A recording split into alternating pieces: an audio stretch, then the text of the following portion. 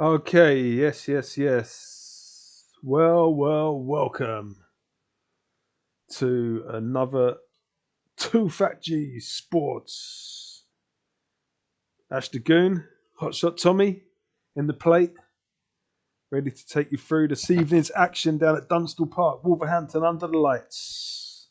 Easy, brother. How are you, bro? Easy. Yeah, I'm very good. I'm very good. How you doing today, man? Yes, yeah, it's nice. I wasn't You hungover feeling today. solid on your picks? You feeling solid? So let I me am, go through my picks for tonight. I am feeling incredible. Well, I'm feeling solid on some of them. Some of them have gone a little bit left field that I fancied a little Yeah, bit. I haven't checked if we got any non-runners yet or There anything. was I was Hopefully, there was something I it's the was only looking thing that can into. sabotage my calculated, clever, highly intelligent genius picks. Okay, Obviously, this is not financial advice or anything, but these are the yeah, five. Well, seven I'm going for. Okay, and you got to have big Kapunos. You can't come in here and be like, yeah, I think that one's going to win. Oh no, it could be him or it could be him. 3 out of 5. yeah, You know, yeah. that's just not the kind of tip we're on. We're on the full out tip top. So 5:30, mine is Gaelic approach, and it's got little. Now we have a little thing about this. Is it Billy Loughnane I or think it's you bit. call him Lonergan, don't you? Yeah. It just because I'm lazy and a little bit mold. I I think think I'm it's Loughnane. mildly dyslexic, but I think Yeah, it's yeah, Lockney. yeah. Billy So Lockney. I'm going Gaelic approach with little Billy Boy, 20-year-old superstar, second in the flat season last year. He's Is he he's going to smash it on the he's all-weather? actually the all-weather champion. Well, he's all-weather. He's got the most wins. He's out by an absolute mile at the moment Yeah, on the but all-weather yeah, and he's championship. riding a few tonight that I could have gone for. If I wanted to get on Billy's case and ride with Billy, in the second one at 6 o'clock, I've gone with sold out, but I don't think Billy Boy's on board. Who's on board with sold out? I don't Give know me one who's on sec. sold out. Uh, I'll tell you in a second, mate. I'm on it. Money. Be helpful if I could tell you what jockeys are on my horses, wouldn't it? When we get there. You know, if I could, I would have maybe potentially gone with a few more on Billy, but you know, Well, what we got? he's 86 winners so far in Neil Weather. Yeah, he's smashing it. The He's closest is the smashing it. sniper Luke Morris with 55. I The thing mean, about that's Luke is Billy isn't crazy. as tainted as some of the others because when you've followed horse racing for years, you know Luke Morris, you've been on riding with him for years, and when he's pounded your Gary so many times, it's like you know you can Well, get a little bit. I will tell you, 125 winners down at round the track at Wolverhampton. Luke Morris, a level stakes profit of minus 237 That's what I'm pounds saying. If you follow the with sniper round, there'll be 125 winners. You know, it's just you, yeah, you follow the sniper for life, you'll have a hole in your wallet. And not that I recommend gambling. I'm totally against that, obviously. Now, Billy Loughlane is on Desiderata at the 6 o'clock, and that one is looking like a really good horse. But I've gone with sold out. And who's on board for that? We've got Stevie Donahoe. And yeah, he probably should go to the doctors after he's done that. But we got Stevie Donahoe, or Donahoe, Donahoe. maybe. Yeah, Donahoe. Yeah, or Donahoe. Donahoe. Yeah. Okay. I see where you're coming from. Yeah, you Yeah, might need a GP. Yeah, you might have venereal. a bit Yeah. of a dose. Then I've all right. You can call my 6:30 a sellout. It's Little O'Sheen on the bang-on favourite, the biggest favourite tonight, I think. Ted Lasso. Yeah, I would have said. I would. I mean, it's absolutely it's just odds on ridiculously, isn't it? I mean, it's Yeah, and I noticed you've gone for Mobberley Rose with with a low Mitchell, and Jack it's a Mitchell. variant horse, a Roger Yeah, horse. first time out. Um, Yacht's had a few run winners this year. So you know we'll see how he last two runners both won actually for this for the varying yard. So we'll see. You know the market's obviously in favour of the Andrew Baldwin runner Ted Lasso, and it seems hard to beat at this point. But you know we'll keep an eye on things as the evening progresses. Yeah, I see you've got Gaelic approach. You got the first race up there, Gaelic approach, and I didn't even ask you. Went straight into my picks. The selfish prick that I am. I'm sorry, the selfish person that I am. Who was your pick for the first brother? Well, Because I noticed you didn't I've go gone with for Billy. I've gone for magnitude, Luke Morris. And I will say I've had anyone listening. I Favourite. mean, again, not financial advice, but I have had. I've been on the phone this afternoon, and I have had some information that if you want a dead cert, if you want to get your evening off to a shout this evening, you want to be on magnitude. That's going to set you up. I mean, it's short, 4 to 5, not quite evens money yet. But if you want to set yourself up for the evening, I think you should be on magnitude. That So is you're my saying get. double Get lock your first winner shoeing. in, Yeah, and then you got a bit of play money of for the course you rest of the have. Of course evening. you have. He's just Okay. got it's 10 to 11. So No, but this is one of those races where you could talk yourself into any horse. You could even look at the 22-1 of Fazea, and you could even be like, "Oh, I fancy a little I, bit of that." I You know, did. 22-1. But I personally, I think it's between Magnitude and Gaelic Approach. You I know, would be if you keeping an go eye on, on sorry, Bob. Fazea. Actually, it's interesting little runner. I mean, the pedigree, the staying pedigree, should suit this trip. It's stepping up for the first time. 22-1. Um, it hadn't done too well as a 2 year old, but I mean, it hasn't had a lot of form going. But it's got an excellent staying pedigree, so this stepping up to 1 mile and 4 very much plays into his favour. Can't see it winning today, but I'll definitely keep an eye on it for the future. It's one to And stick in the notebook, I think. And Fazea. in your opinion, when you look at the draw for this, the three draws that look favourable, you've got Magnitude, Gaelic Approach, and Magician Riga, who've got positive draws.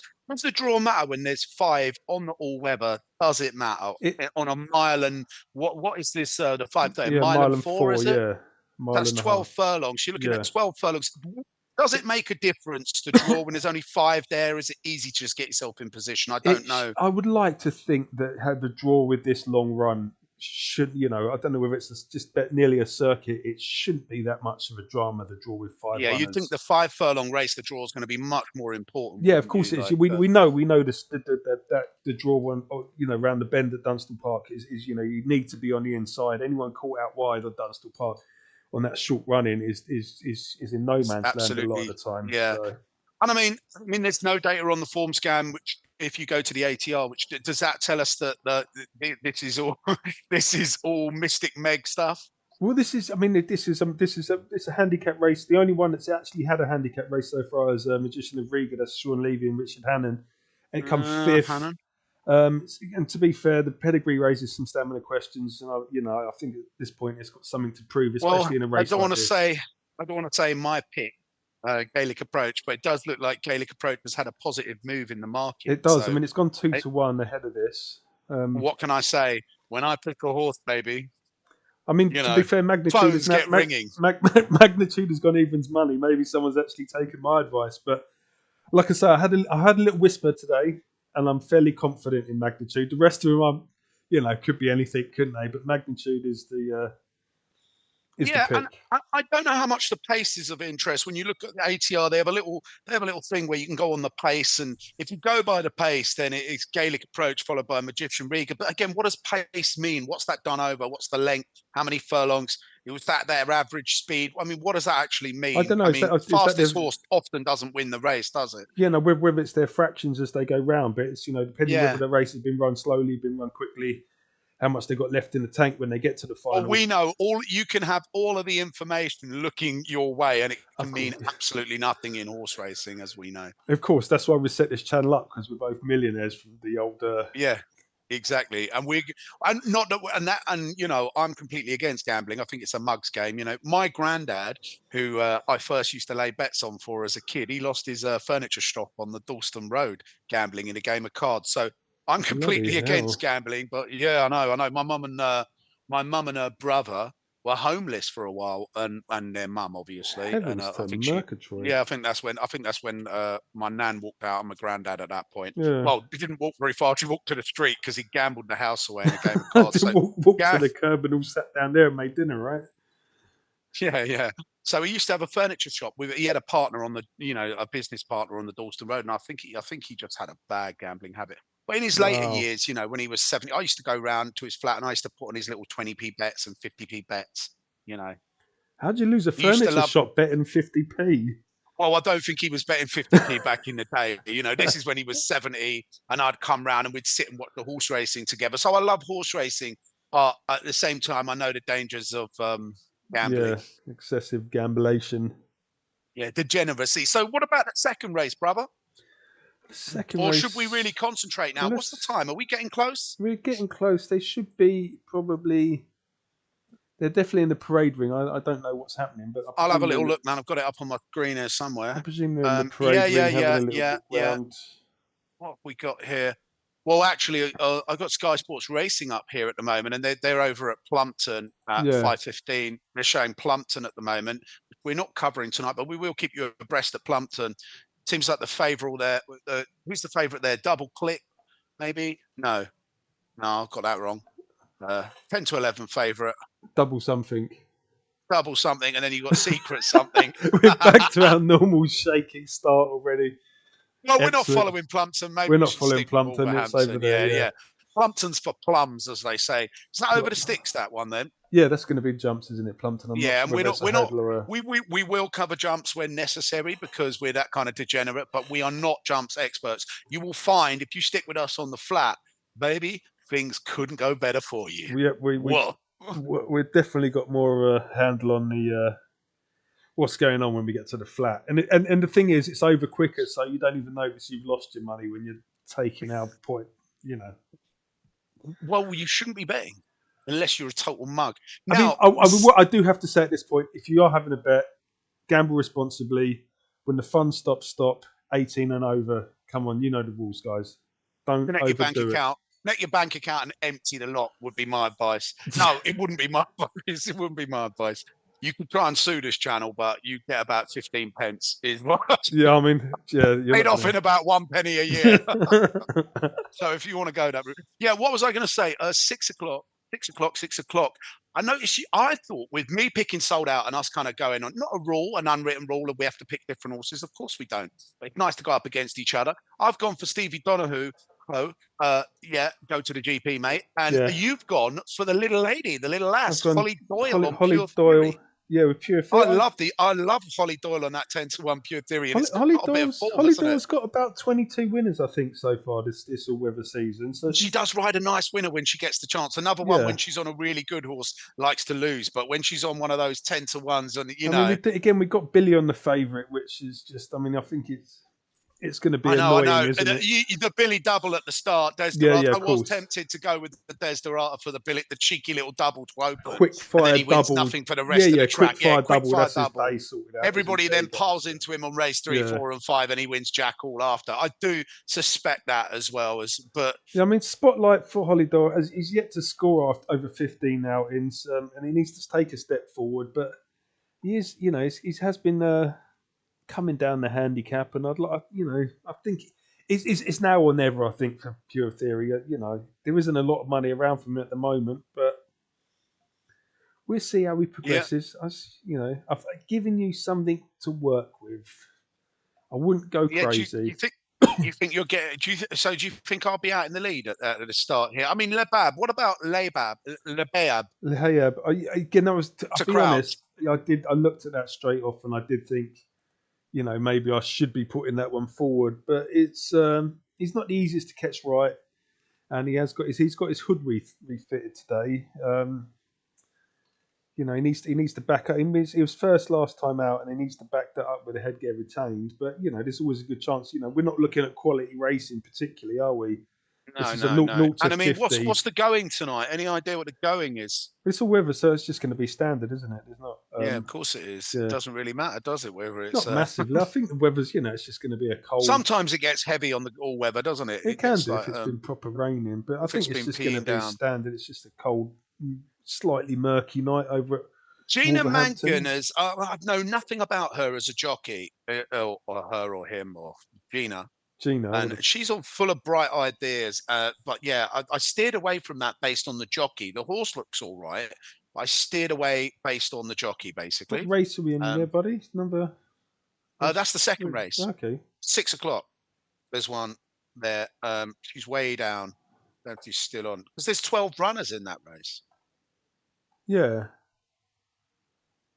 Have I gone? I think I've lost my mind. I can't see. Oh yeah, okay. The outside, 125 to 1, full of bright ideas. Yeah, sorry, yeah, it's right at the bottom now. I didn't even spot it.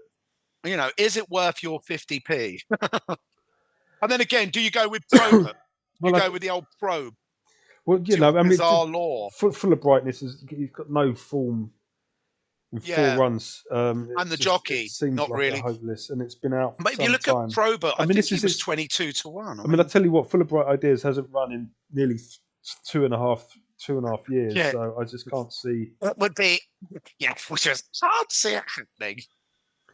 Mr. Prober, he's all or nothing sometimes, isn't he? He's either first or last. He doesn't seem to get much in between. The horse Bizarre And I Law do scored like a over course 7 and distance furlongs. winner. Yeah, I of mean, course he did. I mean, he's a course winner. I He went was for Sold Out here, and really, if you look, Lebeab and Desiderata, course and distant winners, you kind of think with Billy on the Desiderata, yeah, and Hector Crouch and Leia Bay. Lebeab, the two favourites basically. Yeah, They're both course and distance winners. Leia Bay is a is out winner last time out, course and distance winner. And like you said, hood's on, and it's previously won wearing the hood. So Yeah. yeah. All right, let's get lined up for this first one. What are we looking at? We're looking at 9 minutes out, 9 ladies and minutes gents, from the first race Where tonight. are we with the odds? We're still magnitude 5 to 6. I've got 10 to 11. Yeah, Gaelic approach same 5 thing, to right? 2. 5 Moon 7 to 1. Magician of Riga 17 to 2, and you're outside of Faeza 22 to 1. or something 22 to 1. Yeah, again, Jack Dace. Is that Dace or is that how you say his name? Dacey or Dace, or is it Dace or Dace? I would have said Jack Dace. Dace. He's yeah, a £5 claim, but he's taking 5 off. So just watching the winner coming in here at Plumpton, and it was the second favourite, Secret Delune, 5 to 2, double the dance, the favourite beaten, and it looks like very close, very close. The old second favourite looks like it's it does. the favourite got at the line, number just coming across. 5, Ooh, it's a photo, isn't it? I think number 5. Is it number 5? Yeah, number 5 got it. That was the second favourite. Yeah, Secret Delune or something. That's where the cameraman's gone. Yeah, Secret that's where the cameraman's gone. Change the angle as they get close, and you can't really work out if you've had your pants taken down. Yeah, I know. Sometimes it's awkward, isn't it? But Sam Twiston Davis, there, he looks like he's done well. He's a good racer. Yeah, he's a good runner. Little twist off jockey, man. Twist off Davis. All right. So 5:30 Wolverhampton. Read Meg Niggles blog at betmgm.co.uk. Handicap 0 to 75 years old, 3 years old, 3-year-old handicap. This is where my winners start coming in, baby. 1 mile and 4. Magnitude is still solid favourite, 5 to 6. Gaelic approach 5 to 2. Luke Morris. Yeah, Luke Morris. Like I say, he's second in the leaderboard for the all-weather. 55. But he just does so many races, like you say. I mean, he's over 1,000, isn't he? He does lose a lot. I think he must lose a lot of favourites. For him to be negative, he must lose on the favourite a lot and come in with them sniper 20 to 1 shots a lot and 12 to 1s. Is what I feel like. Well, I don't know. He's got a negative level stakes. Well, he's had this is over the last 5 years at Wolverhampton. He's had 1,042 races, 12%. Like I said, level stakes profit of minus 237 quid. Yeah. You know, the sniper don't do you a lot of favours. So, you know, I could see him.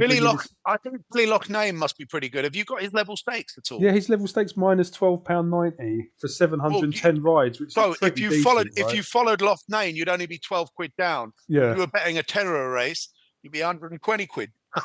Yeah, I mean, you're nearly 2.5 bags if you're betting Luke Morris at £10 a race. You know, is there anyone with a positive level stake in this race? That's the thing. I don't think so. Is Alistair who's not in this race? I don't think. You sometimes get these outsiders that do. I like to go with someone who's actually a good jockey with a level stake, with a positive level stake, rather than go with one of these like offbeat ones, because, like you say, they win 100 to 1. And it totally swings the level stake, doesn't it? Yeah, of course it does. Who've we got else in this race? Oh, Sean Levy. Where's Sean Levy on the... Little Sean Levy. He isn't on the... Magician of Riga. We haven't actually talked a lot about Magician of Riga, have we? We haven't, no. Sean Levy, like I said, he is. He's the only one that's had a handicap round. He comes 5th. A positive draw check. Yeah, but I think... Stall 3 is supposed to be good, but like we said, shouldn't matter. To be fair, I think that is the only positive thing he's got going for him. Yeah, all weather. He's had 1 start on all weather, which he didn't win. 3 starts on turf. Total 4 races. He's out favourite, 5 to 6 favourite, beaten favourite out of sight. Well, not out of sight, but he didn't do. And the pedigree, like I say, the stepping up to 1 mile and 4. The pedigree doesn't really scream he's going to do particularly well. What else have we got? 5 Moons we haven't looked at. Jack Mitchell for Yeah, Simon Emmett, Levy's Chris been Dodd. on board that one a couple of times. It's had 194-day break until just earlier this month, where it got beaten as the favourite. Like you said, is Yeah. that the one? It had 194 days off. Sean Levy comes in, rides it as the favourite, well beaten. Is it the shock win for Sean Levy up again on the same horse within 2 weeks? I Who don't, knows? I don't. I mean, again, like I say, the pedigree doesn't scream mile and four. So it's and Yeah. in a 5-runner race, the market's not really speaking particularly favourably either. The And one then that's been what we solid got here going on is with 7 5 to Moons? 1, 5 Moons. I mean, maybe the extra stamina test could be a plus on the handicap debut. Another one with again no for a top wins on the yard. all-weather. Yeah, I mean, they've all had. This is most of them have their handicap debut here, aren't they? So Yeah. yeah, I mean, the pedigree on the downside does point to the old longer trip being in his favour. We're on the parade here, so we're having a look at the moment. There's number 3 going past. Just want to see if anyone's sweating up. You'd like to. I mean, if anyone's sweating up Number 1 is that Gaelic Approach. I mean, everyone's wearing Who's bubble number 1? hats and big coats. If anything's sweating up, I'd definitely give that a wide berth at the moment. Number 4 is going around. That's Magician of Riga. It looks relaxed. There's number 5, Fiesa, sporting the cheek pieces. Looks well enough. Looks calm. Considering these are only 3-year-olds, everyone seems quite happy. Well, on your, are you on the old SP Racing at the moment? Guy Sports Racing? No, I'm not. I'm on just looking at the spotlight. Betfair. Yeah. What have you got to actually see them in the paddock? I've got I've got Sky Racing on. Yeah. Yeah, same. I'm just wondering what your time is on Sky Racing. See if we're synced. It doesn't matter because I'll call. You call. 26 minutes. 26. Yeah. 5:26. 27, bruv. Okay, you're a minute ahead of me. Yeah. Why are we so out of sync here? I don't know what the problem is. I don't know, but I'm looking at Magnitude here in the yellow with Luke Morris, little Luke Morris on board. Although he's not so young anymore, is he? What's Luke? Must be in his 30s now. 30s. He's been racing for as long 40? as yeah. He's got to be close to 40, surely. I don't know actually. Or older. Maybe. Or older. Jockeys keep going, don't they? I mean, he's had when you're a sniper, you don't need to be young and explosive, do you? Not massively. Yeah, the horse looks good. Eager to go as well, Luke Morris's horse. Having a little look at Mitchell on number 5 Moons. Sorry, it looks like it's a lovely looking horse, really. 10.5 on the exchange. Pens on the exchange, 5 Moons.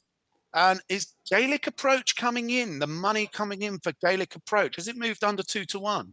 Gaelic Approach has gone 7 to 4. There is a lot of support. And the money's coming in, and this is my pick. So what can I say? When it romps home, get in there, shot Tommy. Make sure you leave a comment. Magnitude is still solid at evens money. Yep. Posea's gone out a bit further, 28 to 1. Yeah. I think since witnessing the horse looks a bit Jack Dacia's horse Posea looks a little bit on the skinny side to me. Just looks a bit weak. It's not, I'm not expecting a lot, from there's only the 2 of them. Okay, so they're going into the stalls now. These little 5 races anyone can win. I tend to find on these little races, Gaelic 5 horses, the favourite tends to smash this. But I just didn't fancy Magnitude. Me and you, buddy, petrol head. You want to call this one, or shall I call this one on, bud? You can call this one if you fancy, mate. Or I'll call this one on.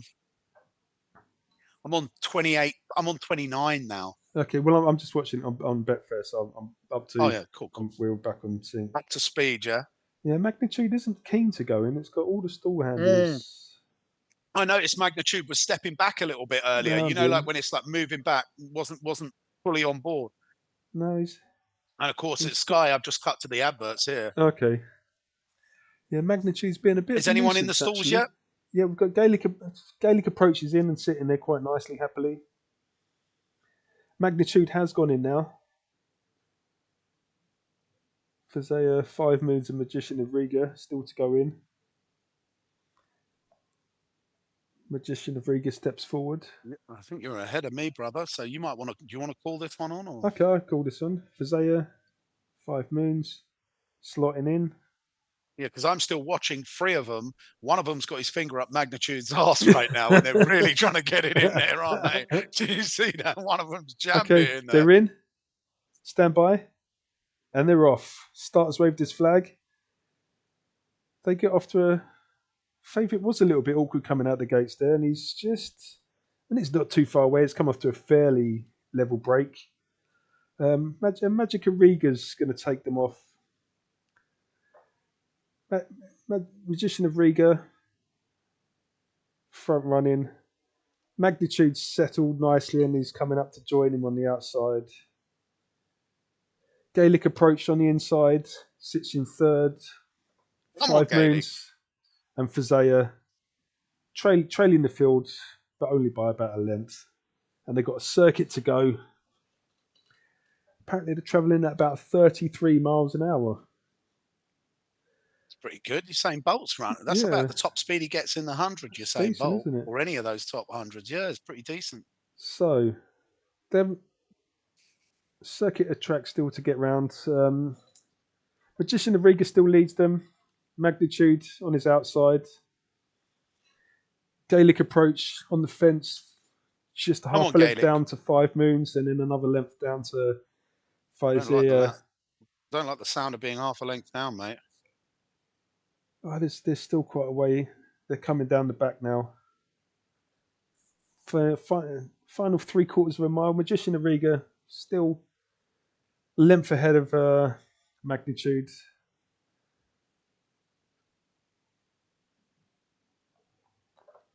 Gaelic Approach looks like he's just had a little niggle there actually to keep him, but everything's back to normal. So Magician of Riga, the leader, leading them out at the moment. Sorry? Or is it Magician of Riga leading? Magician of Riga's leading them out. Magician of Riga, Magnitude on the outside. Gaelic Magnitude looks set. Luke looks set for this, buddy. He does. Gaelic Approach is now under the pump a little bit, to be honest. 5 Moons on the outside of... And looking good, 5 Moons as well. Fazea's going to be tailing off, I think, at some point. Yeah, Fazea's off the pace here. So, as we come into the final If we know anything, Fazea hasn't got a chance. Magic of Riga. Magician of Riga still... Magician of Riga still in the head. Magnitude. Going to hold off Magnitude. Honey's coming in for Magician of Riga.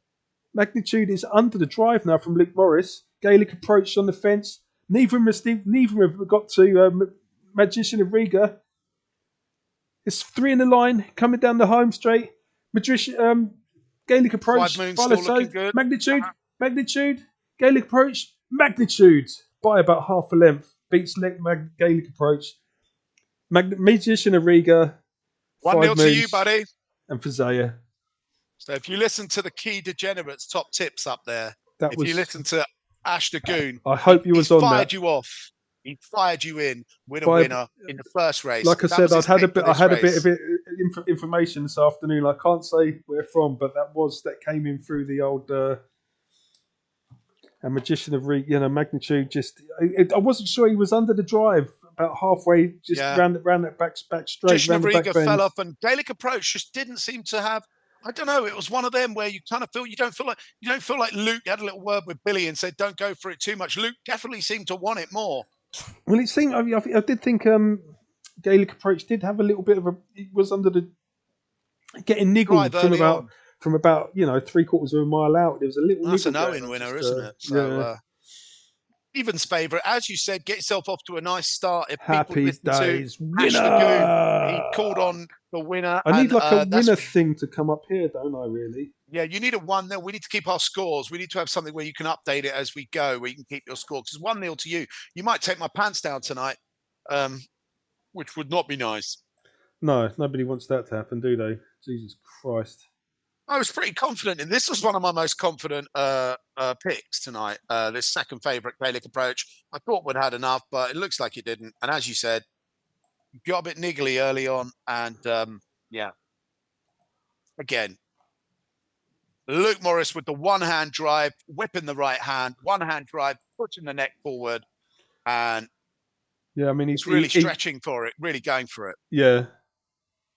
Magnitude was going for it. His game, wasn't it? Magnitude. It was really there was probably not even that. There's probably a decent head between them, maybe a little bit more than a head, not half a length though. I don't know what would be.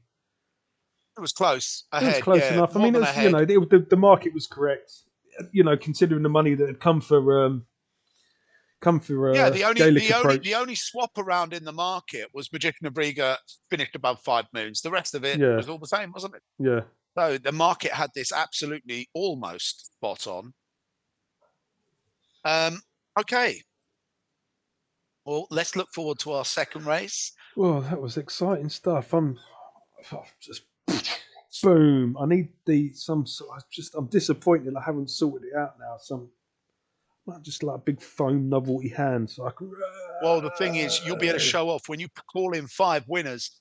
And I mean, you've called in 4 before. Ash Goon has called in 4 before in his betting days when he did gamble. Ash Goon has I had a called in 4 4-timer. winners on about.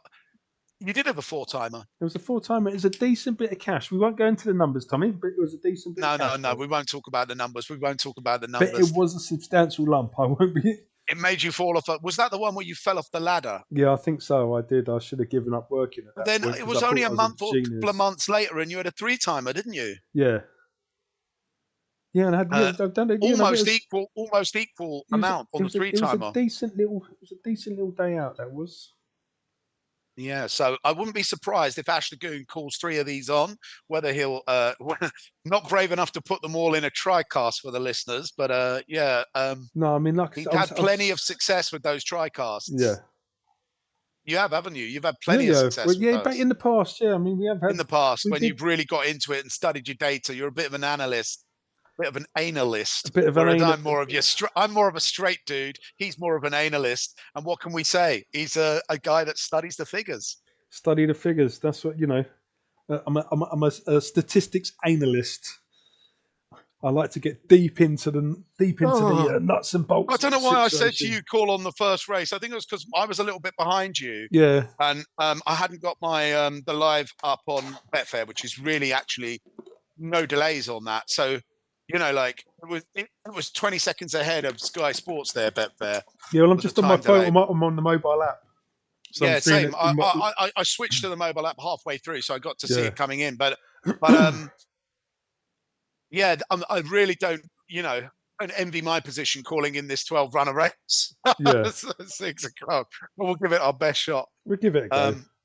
1 mile. I'll give it a go. Classified stakes. Yeah, it should all be they'll all be strung out at a mile.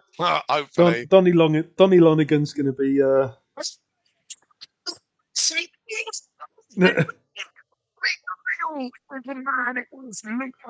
be. Yeah. So how was your banoffee pudding? The banoffee pie? I haven't had any. I had some yesterday. It's absolutely delicious. Seriously nice. If I describe it to you, it's got a biscuit digestive base, all mashed up. I don't know. It's all like a solid base, and then it's got a layer of like caramel, homemade caramel. All homemade. Lovely jubbly. Then about 1.5 inches thick of cream with bananas in it. A layer of bananas with about 1.5 inches thick of cream, bananas in that cream, and then covered with broken chocolate all over the top. Oh. You get some of that in you. Honestly, I had 2 full bowls yesterday, and I took my daughter into school today, and I was out of breath on the way home, and I think that might have had something to do with it. I was nearly had a banoffee attack, so I got it out for the kids just now, and I just thought, shall I have some? And I thought, no, don't do it, man, don't do it. Died from banoffee pie 3 bowls later. Banoffee pie overdose. You don't want that in life, do you? Pretty risky, isn't it? Yeah. Sounds fantastic. The good thing about making stuff yourself, kind of like, what's gone into it. You haven't got any of that crap. Yeah, of course, you just make it. If anyone just make your own food, it doesn't cost. And don't get me wrong, the digestive biscuits and that got their own crap in them, but keep it as simple as possible. Don't fall for the marketing. Make your own food, kids. Even if you're going to make something horrifically calorific, do it yourself. I've got a little ice cream maker, man. I tell you what, it's top. I've got an ice cream maker as well. We made ice cream once, but it's so much faffing around for a tiny little container. Well, have you got the? My dad's got one which you actually plug in. Yeah, so plug in one. That. I've got even more faffing about. I have to get the bowls, wrap them in plastic, and put them the night before in the freezer because it uses a liquid. Okay, no, I do. I have to put it in the freezer, but it's also My dad's got one which you don't put in the freezer. You just switch on and it just like freezes it. His is so obviously his is about like 800 quid. Mine's about 120. Yeah, I think mine was free. Mine was nice. It's a Cuisinart. What's Cuisinart or however you say it? We've got Double bowl. we've got Right, a let's get little. back on the horse We've racing. got People don't want to some. hear. We did. I didn't miss. I missed the comments coming in. Is the line up for race one? With race one? Can you speak, Creative, brother? Have creative. you lost your? Yeah, I have. Yeah, I wasn't expecting any comments. To be fair, Creative Christine is asking, is the line up for race one? Yeah, we've just had like race one. I picked the winner. Hotshot Tommy came second. If you wanted Gaelic it, Approach was my pick. I've got my picks out there on YouTube. I can go through my picks. So, at the and moment, you might want to follow Ash and Lagoon's picks. we've got a little. Someone's asked for what we think their Trixie's going to be. They've got Konachi Girl, Water of Leith, and Crimson Rambler. Well, Which I can tell you right races? now that Water of Leith, I'm big on Water of Leith. It's one of my Yeah, picks for tonight. My picks for each race. I had Gaelic Approach, which was just headed out at the line, got sold out in the next race. Ted Lasso, the favourite in the 6:30. Sandy Lily, and then I've got Water of Leith, Lion Ring, and the Crown of the Future. But yeah, there's yes, I do have some notes on some of the other I've got to ones. say, I didn't see. That's the 7 o'clock at Wolverhampton. Someone's asking about Cornichi Girl, Sean Levy and Richard Hannon. Yes, Cornichi Girl. I had a look at Cornichi Girl. I had a look. Cornichi Girl looks good. I Well, didn't go for Cornichi Girl. I went with Sand Lily.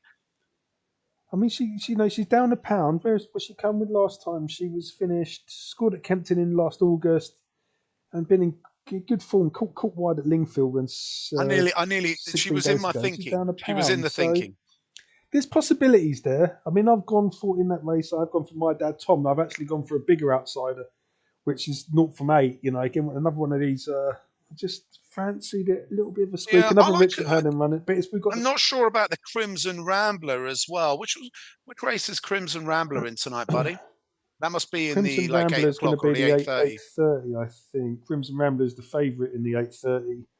Well, Live that's a good one to finish on the favourite. I tend not to, course I and steer distance away from the winner. favourites in the last race. That's just a thing I do. I steer away from the favourite in the last race. I went for Crown of the Future, but I tend to find they love to overturn the favourite in the last race, and it's probably totally untrue statistically, but it's just a thing I have from the amount of times I've tried to finish off my Crycast or my Yes, Trixie with I think a I think I favourite. think I think Ramos 7-9-4-6. I don't mind you.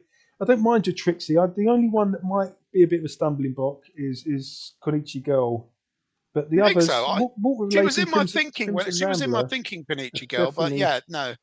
are definitely probably good picks. So I'd be happy with them too. And you're thinking the same way as little Tommy. They're Hotshot Tommy, it's definitely on the Water of Water of Leith. Leith. Water of Leith. Yeah, Yeah. You've got Mobley Rose in the 6:30, haven't you? yeah. I've got Mobley. No, the 6. You've got Mobley Rose in the 6, or is that the 6:30? It's What got am to be I the talking about? 6:30. 6:30. Yeah, I went Ted Lasso.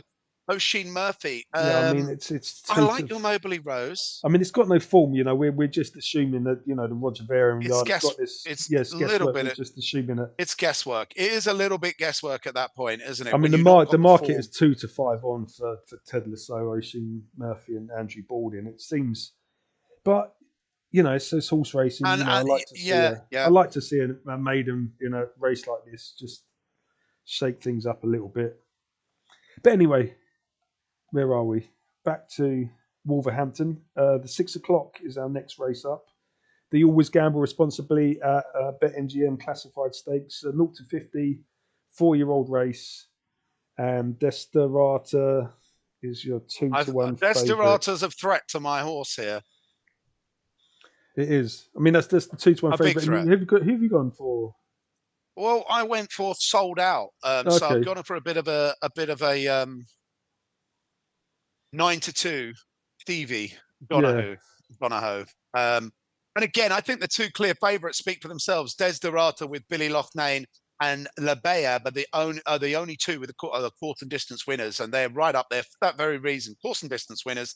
Billy is one of the leading all-weather riders at the Suckers. moment. Young, fire in his belly. What is Hector Crouch's? I don't know how Hector Crouch is performing. And Stevie Donahue knows how to ride a winner from. He does know how to ride you a good price winner, Stevie. Of course he does. He's not someone to dominate a season or anything like that, but he can ride those in. So I've gone for Sold Out, which is a little bit of a gamble. And this is a bit of a one where me and Ash Lagoon have had a little bit of a gamble.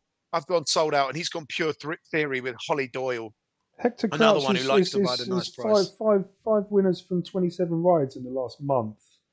So he's doing fairly well, actually, Hector Crouch. And then obviously Billy Donny Lonigan is the 82 winners, 82 rides and 22 winners so far this last month. So he is flying. Stevie Donahue is the only one that's decent. Is 5 wins from 17 rides, and he's got a level stakes profit of 24.75. There you And go. he's Our riding your level stakes procket. he's riding your He's sold out, riding you mate. winners. He's riding your sold out as well there. Yeah.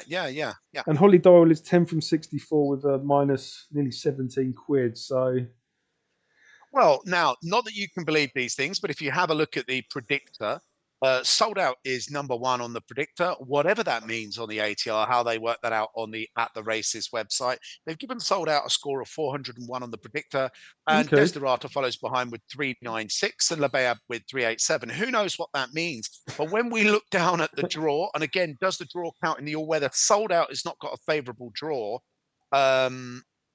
And you'd say Lebeab has got a positive draw. And who knows what that means. Pace is Lebeab again with the pace and sold out. Now, what is the pace? How do they judge the pace on At the Races? I'm not 100% sure. And then you can go to the form scan and Desiderata on the form scan. So if you follow the data that's been made for you and you don't go looking at the raw data, if you go and look at the ATR on At the Races, it would suggest that it's Desiderata. It would suggest the top three are the yeah, ones that are involved. yeah. Desiderata, Lebeab, and Sold Out. Between them, they've got the predictor, the pace, the form scan, and the draw. So Yeah, I mean, again, I've gone for a little bit. Pure Theory was my shout. It is yet to score over 15 outings. It keeps falling down the handicap. Hopefully, this is but going to be a shout against Lebeab, if you today's were the day. considering Lebeab, again, which I feel is a threat, but if you were looking for evidence not to pick it, then it has had a dip in the market. It has had a little dip in the market. And the three positive market movers that I can see are Desiderata, are 2-1, and Resilient Lady has come in the market for about the same amount of movement as Desiderata, and I think it's 14-1. It was 20-1. Resilient Lady has gone to 14-1 in the market there, I think. Well, it's sold out. It's been a little movement. It's gone 11-2 to 9-2. So, but you'd expect that from one of the top horses. So I think the outsider is Charlie Bishop on Resilient Lady that people are fancying to Yeah, pull sorry, off I a bit of a surprise. just had to update the odds there. I was a bit. We weren't updating, I don't think. So that's hopefully looking a bit better. Yeah, Pure Theory. I was just looking here. It's just even though we've got 15 runs, and this is a drop in grade and trip today into a 1 mile classified stakes. So this may well suit Pure Theory. Actually, just gives her a chance to actually get ahead in front this year. Ulysses filly with Holly Doyle in the plate. It'd be interesting to see. What actually comes of that. What we know, Desiderata finishing close. The last run out for Desiderata was a 1.4 miles. So subsequently, it's got in. I'll be back in 2 secs. Yeah, I'm you just do going to that. go and water the garden. Okay, mate, no problem. The Desiderata last before the Wolverhampton race, where it just moved up to 1.4 miles. It was running at this sort of distance, mile and one, and it had been placed on all of its last 5 starts. So this drop, I mean, it was 1.4 miles there, but it's dropped back to a mile in the classified stakes. Probably does suit Desiderata quite nicely. Although it does need things to drop right, because it does have a tendency of starting slowly, which could be an issue, especially with the wide draw. It doesn't want to get caught too wide round the bend. We know how that is at Dunstall Park. You get caught wide round that bend, and you are going to be in trouble. It's up to Billy Lonigan to actually just inject a bit of pace to get it up to meet the bend, to get it in front. But the slow start could prove somewhat problematic. Go that Layaheb 8-year-old runner. Last time out is a course and distance winner in this sort of grade. The Hood's retained, which it won in last time. It's not the most consistent though, which is a slight concern. I think you do like to see some consistency, and that isn't guaranteed. Hector Crouch is doing good though. So maybe my studio's collapsing here. The budget is we've moved the budget up to £17.50, and I spent £10 of that on breakfast this morning, so things are still a bit shaky. Not sure if sold out. Sold out is 9-2. They 3-1. Desiderata 15-8. I mean, yeah, those top three look like the sure bets to me. Outsiders. Resilient Lady, money's coming in for, bud. Resilient Lady, I've still got 12-1 on my screen here. Yeah, she's gone above. She started the day behind Will Be King with old Sniper. Okay. But the Sniper's already got one. So is it the quick fire double? Luke Morris, Will Be King. Is that the shout? Quick fire double by the Sniper. There is after riding the favourite. Will Be King is Will Be King actually hasn't run since 2023. Is that right?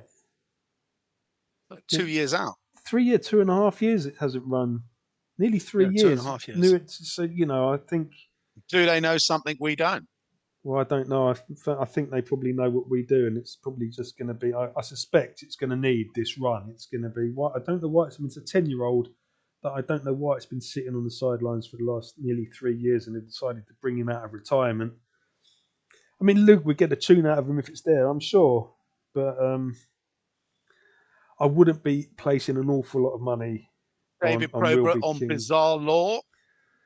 Again, I mean, Probert's not got. He doesn't get a lot of rides, does he, David Probert? No. Throughout the card, I don't know how many he's on this card. Whether it's only like 2 races. I don't know how many. So he's riding for Michael Harrington. Scored over 7 furlongs here last May, but recent form is much less encouraging. He's undergoing wind surgery, becoming Big Four, coming last of 11th over course and distance 17 days ago. And to be fair, it's probably easy enough to look elsewhere with Bizarre Law. This, and then you've got big ones like the 20-1 Nutcracker. I mean, I just loved the name. I saw that this morning. I was just like, but the bottom's fallen out of that. It's gone from 20-1 to 50-1. The bottom's fallen out of Nutcracker. The art has come out of Nutcracker, and it's gone from 20-1 to 50-1. I shouldn't laugh as it steams past. Yeah, I mean, it's not. To be fair, it's not easy to make a case for. He's in good hands tonight with William Carson, but he comes here on the back of some below par efforts, and then I'm trying to look at some of the other outsiders. We've got the Irish United Force. Again, the bottom's fallen out a bit. Started 16-1, gone down to 33-1. Marco Gianni, 3-time winner in 2024. But form has just been so poor of late. 26 runs, 3 wins at this class, fourth at 6 in Chelmsford in January, and he needs to take a step forward. I would have thought to actually have any. I mean, my horse Sold Out's only had 1 win in this class out of 10 runs, so Yeah. I don't know. I'm feeling less confident after getting off to a losing start. I mean, I'm looking more and more at Desiderata and thinking if I can change my pick, which I can't. You cannot change your picks now. What do they say? Desiderata, 14 runs, 1 win, 5 places. Again, not out. Bizarre Law consistent. It's very consistent. Yeah. Now, Bizarre Law has got its form at this track is as good, really, or at this class is as good as my pick. And you're getting 16-1 with Bizarre Law. But again, down in the markets, people aren't liking it, and that means people at the track aren't backing it. If you're asking my opinion, I'll be steering clear of Bizarre Law. It's going to be. I suspect. I mean, you don't know. It could be. We're all weather at Wolverhampton on a Monday night. But I think it's within the top 4. I can't see it being outside. I agree. And then you've got Lebayab, which is the most experienced of the lot, really. 51 runs at this class, 7 wins, 15 places. So almost like a 40, like 35 to 40% place for Lebayab. I don't know what you get on the place, but there you go. I don't think the place. You covered Angel's Call, brother. That's gone from 25-1 to 28-1. Angel's Call And just called out of Dark Kieran Angel. O'Neill for Nicky Evans. Course winner, largely below par this season, failing to beat a rival in the 1 mile event 5 at runs at the Southwell in Class, no November, and he's wins. got a lot to prove now coming back from a break. This is his first run since November last year, so he's got a lot to prove. Has run on the surface before, and again, run on the surface. Bayab's got 3 wins on the surface. It is a course winner. But I mean, Bizarre Law's a course winner, but I don't know when that was. That's got to be some time. That's back, what I was saying. surely. Bizarre, yeah. I think for Bizarre Law to be so large on the betting, I was thinking it has to. There's got to be something going on there. You know what I mean? Like, because its form is decent, but not its recent form.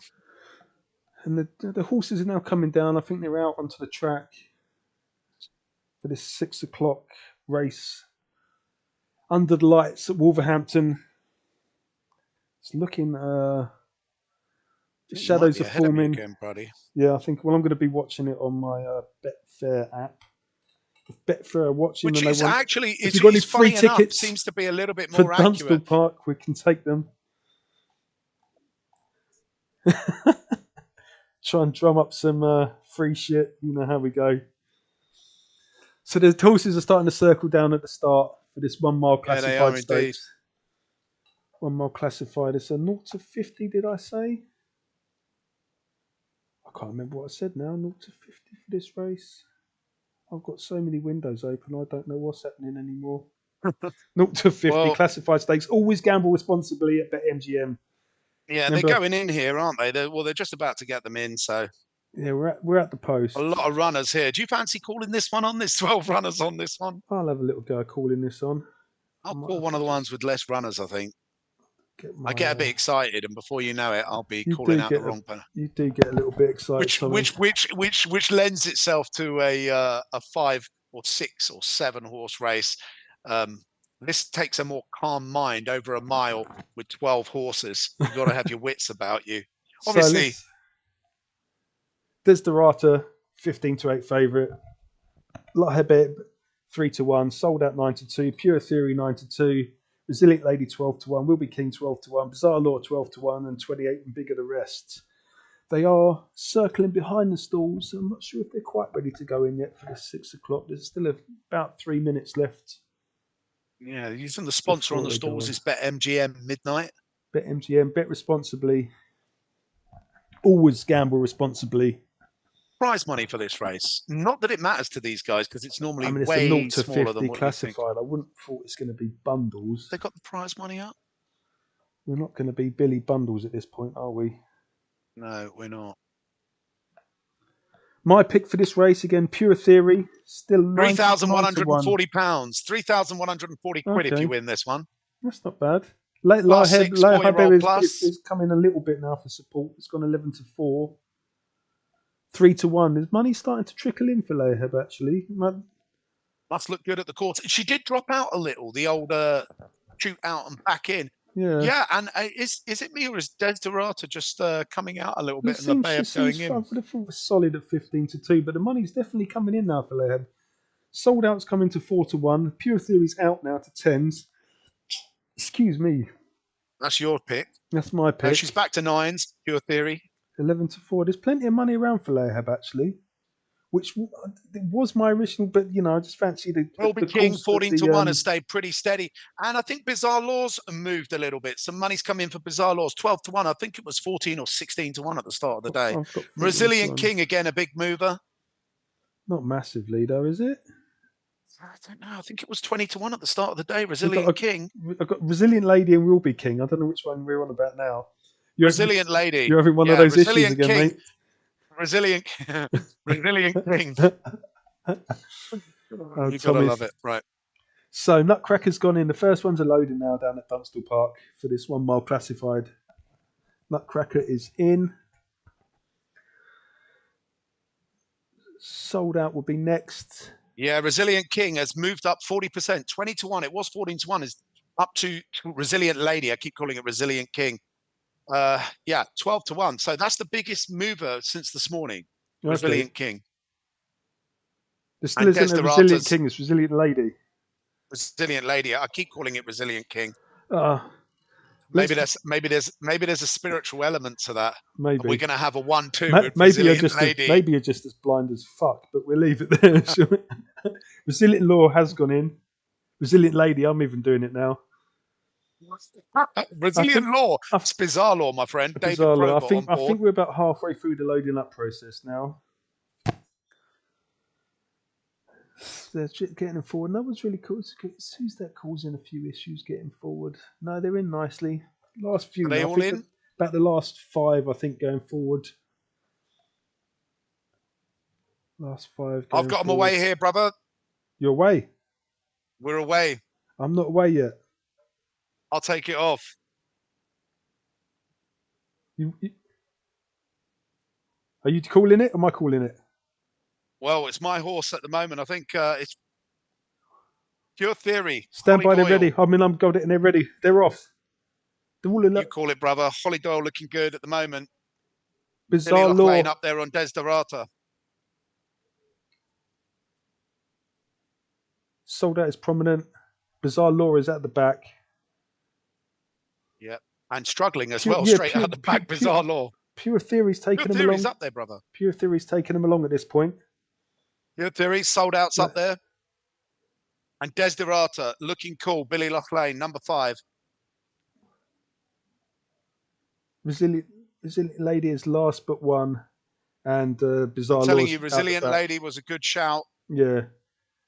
Might be last but one, but she knows something. This is the miler, so. Pure Theory is still taking them along here. Desiderata in second. Desiderata in second. United Forces. And Stevie Donahue there, and number 10, Sold Out, is there in like third. You're going to have to call it, man. I can't. I think this is going to be Desiderata. Pure Theory. Pure Theory for Desiderata. Number 11 making a move. Will Be King. Will Be King. It's actually started to get off on the bridle. Just seen a rabbit run across the course. Okay. Actually, Will Be King struggling a bit. He's starting to beat it. And it looks like Pure Theory and Holly Doyle going for it. But Desiderata awfully calm and looking awfully strong. Stevie Donahue also getting going. Pure Theory starting to struggle now, and Desiderata showing her class and coming forward. But Desiderata's holding on nicely. Desiderata from Will Be King she's in being second. Challenged now. She's being challenged by number 12. Will Be King. Will Be King, and it's Desiderata to Will Be King. By about a length in the end. Desiderata held on nicely. Desiderata did nice. Did you have Desiderata? No, I didn't. No, I had number 2 for you. I'd Pure Theory, didn't I? I don't know where Pure Theory come quite a long way back, actually. So it's gone Desiderata, Will Be King, and one of the big outsiders, Nutcracker, which we talked about. Nutcracker, which we talked about at 50 to 1. I think she dropped down in the betting before, went from 20 to 1 to 50 to 1. So a nice big outshot. It's finished at 33 to 1, Nutcracker. It wasn't a nice if you had a place. Wasn't a lot actually speaking anything good about Nutcracker. And Super Luke. Other than the jockey, was it Buick on board or Carson on board? Who was on board? Carson, William Carson, Tony Carroll, Nutcracker.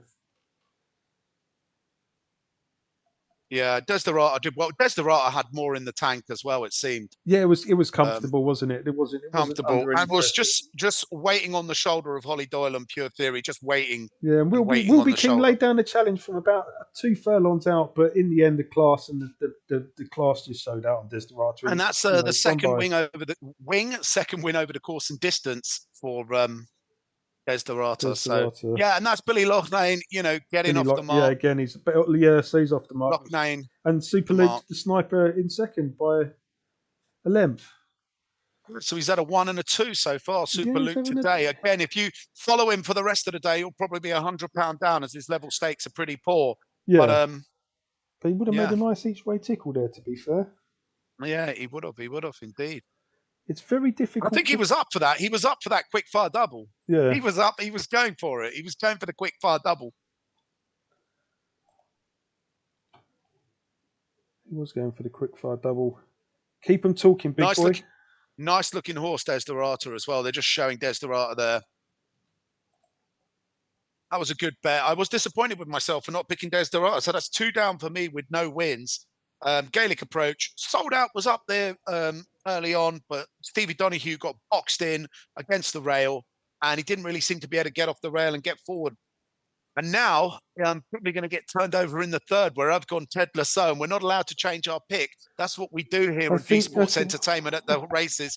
We make our pick the day before, and we have to stick by it despite the market movement. So, Grandma says you're not allowed to change your mind, right? I think that's correct. yeah, you can't change your mind. And so there's no changing my mind. I'm having to go with Ted Lasso and little O'Sheen Murphy. Little O'Sheen. He's he's a little bit older now, isn't he? But he is. He's doing. I mean, again, a class jockey. Has he only got one race? One ride today? Is this? Is he just here for which this? makes you think. Oh, yeah, it makes you think even more. Oh, he's here to win. But he says he's turned up just for the one. Just for the one. Just for the one. It's really difficult to commentate with you shouting in one ear and the horse racing going in the other ear. I can't hear anything. Yeah, but it's really. I won't talk when you're commentating, bro. Were you? I don't know if you were commentating. I was trying, but you keep shouting. You just keep shouting names of horses at me, and I don't know what's happening anymore. My mind goes blank. I think we were. Then you left it for me with only about 3 horses on my list. Yeah. Right. Anyway, what are we looking at now? Are we looking at the 7 or the 6:30? 6:30. It was 6:30. 1.5 mile furlong. I had a cabbage for lunch, and it's giving me incredible wind. 1.5 miles a furlong. It's 12 runners. You're definitely calling this one on, buddy. Yeah. I'm taking on. I'll tell you which one I'm calling. 6:30. I'm gonna 5 runners. No, in 6 runners. 6 runners. I'll call the 6:30. Okay, you call the 6:30, mate.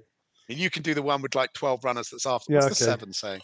And this 6:30 is going to be the win £250,000 of BetMGM's Golden Goals Novice Stakes. Mile and 142 furlongs. 1 mile and 142 yards.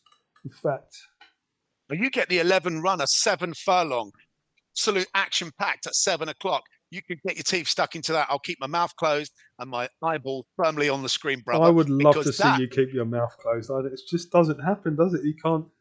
You're a filth bucket. I know that will not happen, right? I don't care how many I lose and how many you win. Now, what was I going to say? 7 furlongs. I mean, what's that? The average 7 furlong race, you're looking at maybe 2 minutes. Less than that. A mile is 2 minutes. So you're looking at maybe a minute. You've got a minute to call on 11 runners. That gives you not a problem. A few seconds. I'm practicing. I know you are, buddy. You're the experienced guy. It's a class 6 3-year-old, 7 furlong, 11 runners at the 7. As Ashley said, we're looking at the win 250,000 with BetMGM's Golden Goals Novice Stakes, class 4 4-year-old, 1.5 miles, 6 run. Let's go through the horses. Let's see who is going to come out. Double biceps. It's not going to be me. I can't believe I'm down. These were my favourite horses. I've got a real feeling for Water of Leith. Hey, how did our guy's Trixie do? Has any of his Trixies come in? He hasn't. No, I think his Trixie starts later on. 7 o'clock is his first run. Was that his first run? Yeah, Konichi Girl. Konichi Girl, which was a little bit of an outsider. I went for Sand Lily on that one. Yeah, and then he went for Water of Leith and then Crimson Rambler. So Crimson Rambler. We'll assess that when we come to that. We like your Trixie. Thank you for commenting. We will get back to you. Okay, so looking at this next race at the 6:30, we've got 21 minutes to go. Ted Lasso 2-5 on, I believe, if my betting odds are up to date. Mobley Rose 3-1, Porter's Song 9-1, Callum Rodriguez on board. La Ravi 40-1 with Mason Feitel. Keep It Cool, Christian Howarth at 150-1 if you love a big one. And Beltony with Finley Marsh. Just massive 200-1, yeah. Let's get into this one, brother. So Ted Lasso, Sheen Murphy. I think this is his only ride, which we do. That is one of that does flag up, doesn't it? If it is his only ride tonight, I haven't checked. Yeah, has he flown all the way there to get his pants taken down, or flown from by helicopter? But... Yeah. But anyway, so it's a balding. Yeah, it is a balding run. It's it's what did it do last time? 5 run. Five run a Newcastle novice last time.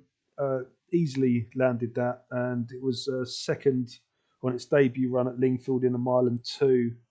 it's remains open to improvement, and I suppose Sire it's the one Cracksman. I to don't know if you beat. know anything about Cracksman or the lady in Yes, question. Cracksman, good. It's a good. I mean, it's got a decent Cracksman pedigree.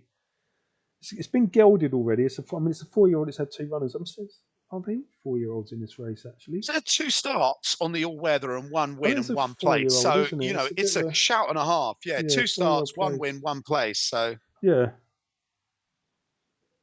Yeah, I mean it's open to plenty of improvement. I mean the market's suggesting it's unbeatable at this point, but we've seen how many unbeatable horses have you ever seen in your time? none. They're all beatable on their day, aren't they? So There was that one that we bet for about 6 months beforehand that smashed it as well. I can't remember which yeah, one that was we were betting towards. Can't remember. Do you remember the one where Kieran Fallon, the where he rode diagonally across the horse to try yeah, that not to was win? night. Was It it was Nighthawk? Was it Nighthawk? Nighthawk. But do you remember the big Was it one Ascot in that or festival? The big one in Newmarket? that festival, we were on that year for about 6 months, every day putting down a tenner for about 6 months Oh, that right, year. I yeah, we've can't been betting remember. And it anti-post. I came can't in and it think of came in. the. It came in as well. That was a huge one.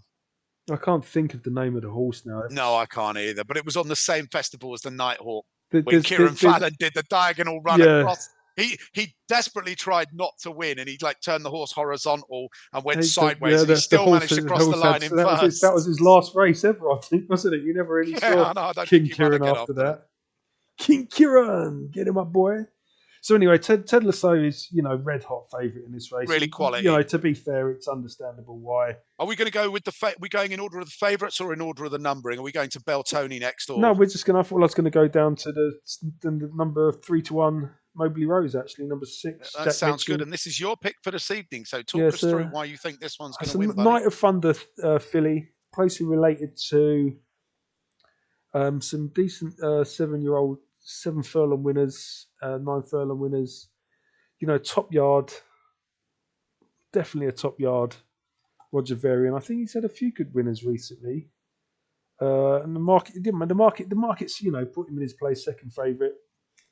It's just an appealing newcomer, and You like Roger Varian in a sprint race, don't you? it's up. I think this may be a hard ask considering the favourite, but it's an unknown quantity. It's got a decent pedigree. Roger Varian has had a few runners this year. Last 2 out of both won, in fact. So I wouldn't put it past him to be up there. Jack Mitchell's a decent jockey. I'm not sure what Jack Mitchell's odds are racing rounds. Also, Sheen Murphy on level stakes and Jack Mitchell on level stakes. Not that that really factors in because we know O'Sheen is going to be negative because he has so many rides. But Yeah, I can't. I've lost my. I've will to live. lost. No, I've lost the information on my. I did have it all up here, but it's Can't you gone get in now. contact with who's the guy we have at the course down at the track? What's his name? Who's down there at the moment? Benz. Right, wait. I'm having a look at Porter's song, right? We got a 4-year-old bay gelding. Trainer is E. Bethel. Let's see, Callum Rodriguez on board. I can't remember how he's doing. Side out too darn hot. Sure. We Sam got a is little message 3. from Sean asking if Bayzoon was going to make it an 8-timer tonight, boys. Which race is Bayzoon in? I did look at Bayzoom. We're not massive. What race is he? Where are we, Bayzoon? I had a good look. What did you But think? didn't go with it. I was basing my information tonight. I'm going to blame my lack of winners tonight so far. Obviously, we're 2 races down. I mean, if I can pick 2 out of 7, I'll be quite happy with that. I mean, Bayzoon is second behind your guy Walter of Leith, and it's had seven runs, 7 wins so far. I know. I'm hoping Or its Bayzoon last doesn't 7. do it tonight. I know it would be bad for you, It's but I need to chasing get a an win. I didn't even notice that chasing an 8-timer. That's insane, isn't it? Yeah, but the problem with that is tonight I've based my winners based on a lot of the data on at the races, and so far it's not done well for me. So it might be not a shout for the At the Races website. I've gone on their form, their pace, the draw, the predictor, and basically not paid so much attention as I normally do to trainer and jockey, and I've purely gone on that. And that can Yeah, obviously, and like being a 7-time winner and going for 8, I've not gone on course and distance. I've not gone. So I'm kind of letting myself down there. I kind of went on cheat mode and went for they've gathered the data and they've put it into the predictor and come out with this number. And in the past, I found that doesn't work. So I don't know why I went to that again, but that's what I've used to yeah. make I my mean, you've pick got tonight. Billy Lonigan, Donny Lonigan, whatever his name is. He's on Waters Billy Lace. Loughlane. Billy, Billy Billy Loughlane. Locklane. He's on the favourite here Lane or Lane. Billy Loughlane. in the 7:30, isn't he? Water Lace. Billy Lockney for Jim Goldie. 11-8 favourite, solid enough. Bayzoon, 5-2. Charles Bishop chasing the 8-timer. That's crazy. That is crazy. 7-year-old chasing a. Well, I don't know what the answer is. I'm actually looking forward to seeing that one. To be fair. Anyway, let's carry it. Let's get back onto this one Let's because we're carry on. closing in. Well, no, we're not closing in. Sorry, We've brother. got another We've 15 minutes to still got just. another 15 minutes. You ramble on about Bayzoon. I did look at Bayzoon. I'm going to have a little look at that race actually, but I want to get back to this one because we've got so far up to Porter's Song. We've still got the outsiders to cover. Some people might be interested in Lara V, Keep It Cool, or Belconi. So Porter's Song is a 10-1. It's the only other possibility reasonably in this race. It's there's a fifth in a maiden in France on his sole start for Andre Fabier. Could be a decent recruit for the Edward Bethnal yard, but it's likely to be better off in handicaps. To be fair, I mean this is it's another opportunity to see what he's about. But it's had the one race near 9 months ago.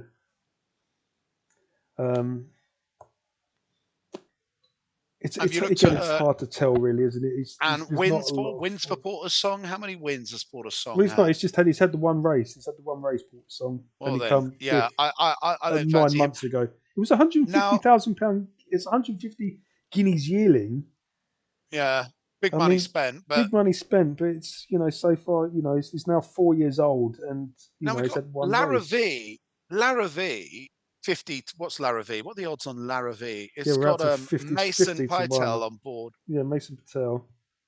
Mason Patel now has had 4 winners, but old Bowen, it's Sean Bowen who's been on board.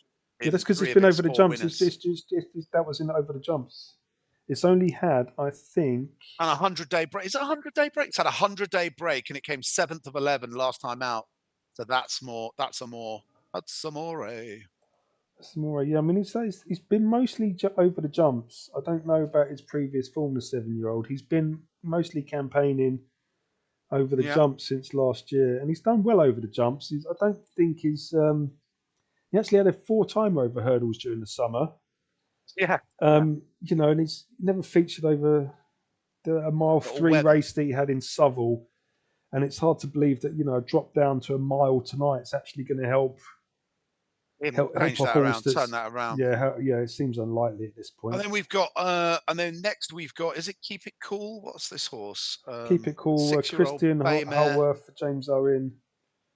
It's a 6-year-old ex-Irish hurdler. He struggled for runs. I think it's going to do incredibly well to get involved. And the price reflects that. I mean, he's out to 150. It's just there's no form there. Pulled up when last seen at Doncaster in a 2 miles 3.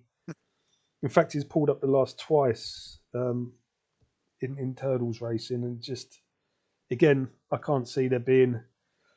There's nothing there other than they've stuck a turbo jet up its backside. But what about our big outsider for tonight? The absolute stonker. The big, what is it, 150 to 1? I've got 450 to 1 on the odds on the screen here. You can see next to your. What, on the exchange? No, this is on bet on Coral. Coral, that's where we're getting our odds from tonight. Coral, thank you very much, Charles. It's 450 to 1. 450 to 1. God knows what that is on the exchange. It's 770 I've got so far. I mean, he's a twice race maiden, 4th of 8 in a maiden at this course. If you've got a spare pound and all of the other horses get struck by lightning, I mean, I'm not sure what the odds. To be fair, mate, even if all the other horses get struck by lightning, it's still not guaranteed to win. What's the probability of a lightning strike on any one day at a racetrack? I wonder what the probability this is a fairly grim old You night. could ask ChatGTP. It's a cold old night up in Wolverhampton, up at Dunstall Park this evening, isn't it? You know, a lightning bolt could take the rest of the field out, and Finley Marsh. But I think you'd be better off saving your pound. I mean, it's, you know, Bertoni looks like a one. It's going to be, you know, he's got one more race. I like your pick. I like your pick. If you fancy a gamble, Moberly Rose. It looks like Ted Lasso, but if you fancy a gamble, Moberly Rose sounds good. Yeah, and that would put you 2-0 up over me and 2 out of 3 on the night, and I would be very depressed. Or will I draw it level at 1-1 with my bang-on favourite, Tommy taking the easy way out? Could have done with some graphics, couldn't we? Really, just to. I thought I would. I'd actually thought by now I'd be ahead, and this was my dead cert to finish the night. Because you know, I don't like it. I don't like my night riding on a massive favourite. A massive favourite makes me edgy because I'm always like, "Is this the old sneak attack?" You know. Oh, little O'Sheen Murphy. Oh, I don't know. He's struggling. He's riding it out after the first furlong. He's got the whip out after one furlong. You know. O'Sheen Murphy. Oh, dear. You know. So even though there's a little tickle for a little bit of cash for Porter's Song. It's only coming a point, but it's obviously a bit of each way money. People, you know, fully paying. This is each way a quarter of the odds for 2 places, and it's coming to 17-2 now. So there's a bit of each way money in there for Porter's Song in this race, which is interesting actually. Moberly Rose is drifted a touch out to 11-4, and Ted Lasso still solid and 40-1 and bigger the rest. I mean, you're looking at 940-1 for Keep It Paul. It's gone to 650, but yeah, and Beltoni 1,000-1 on the exchange between 800 and 1,000 on your Betfair exchange. If you want to turn your pound into 1,000, again, you know, back in my loose days when I don't. I would have bet the 3 outsiders in my loose days. I would have bet in my loose days and gone, do you know what? £1 on each of the 3 outsiders, and let's get some excitement going. That's on the exchanges, but we don't recommend that. You know that we don't. I don't recommend betting at all. I don't recommend gambling at all. Personally, I just watch it for the fun. It's a much better way. You don't lose your money. You don't become a degenerate. Yeah.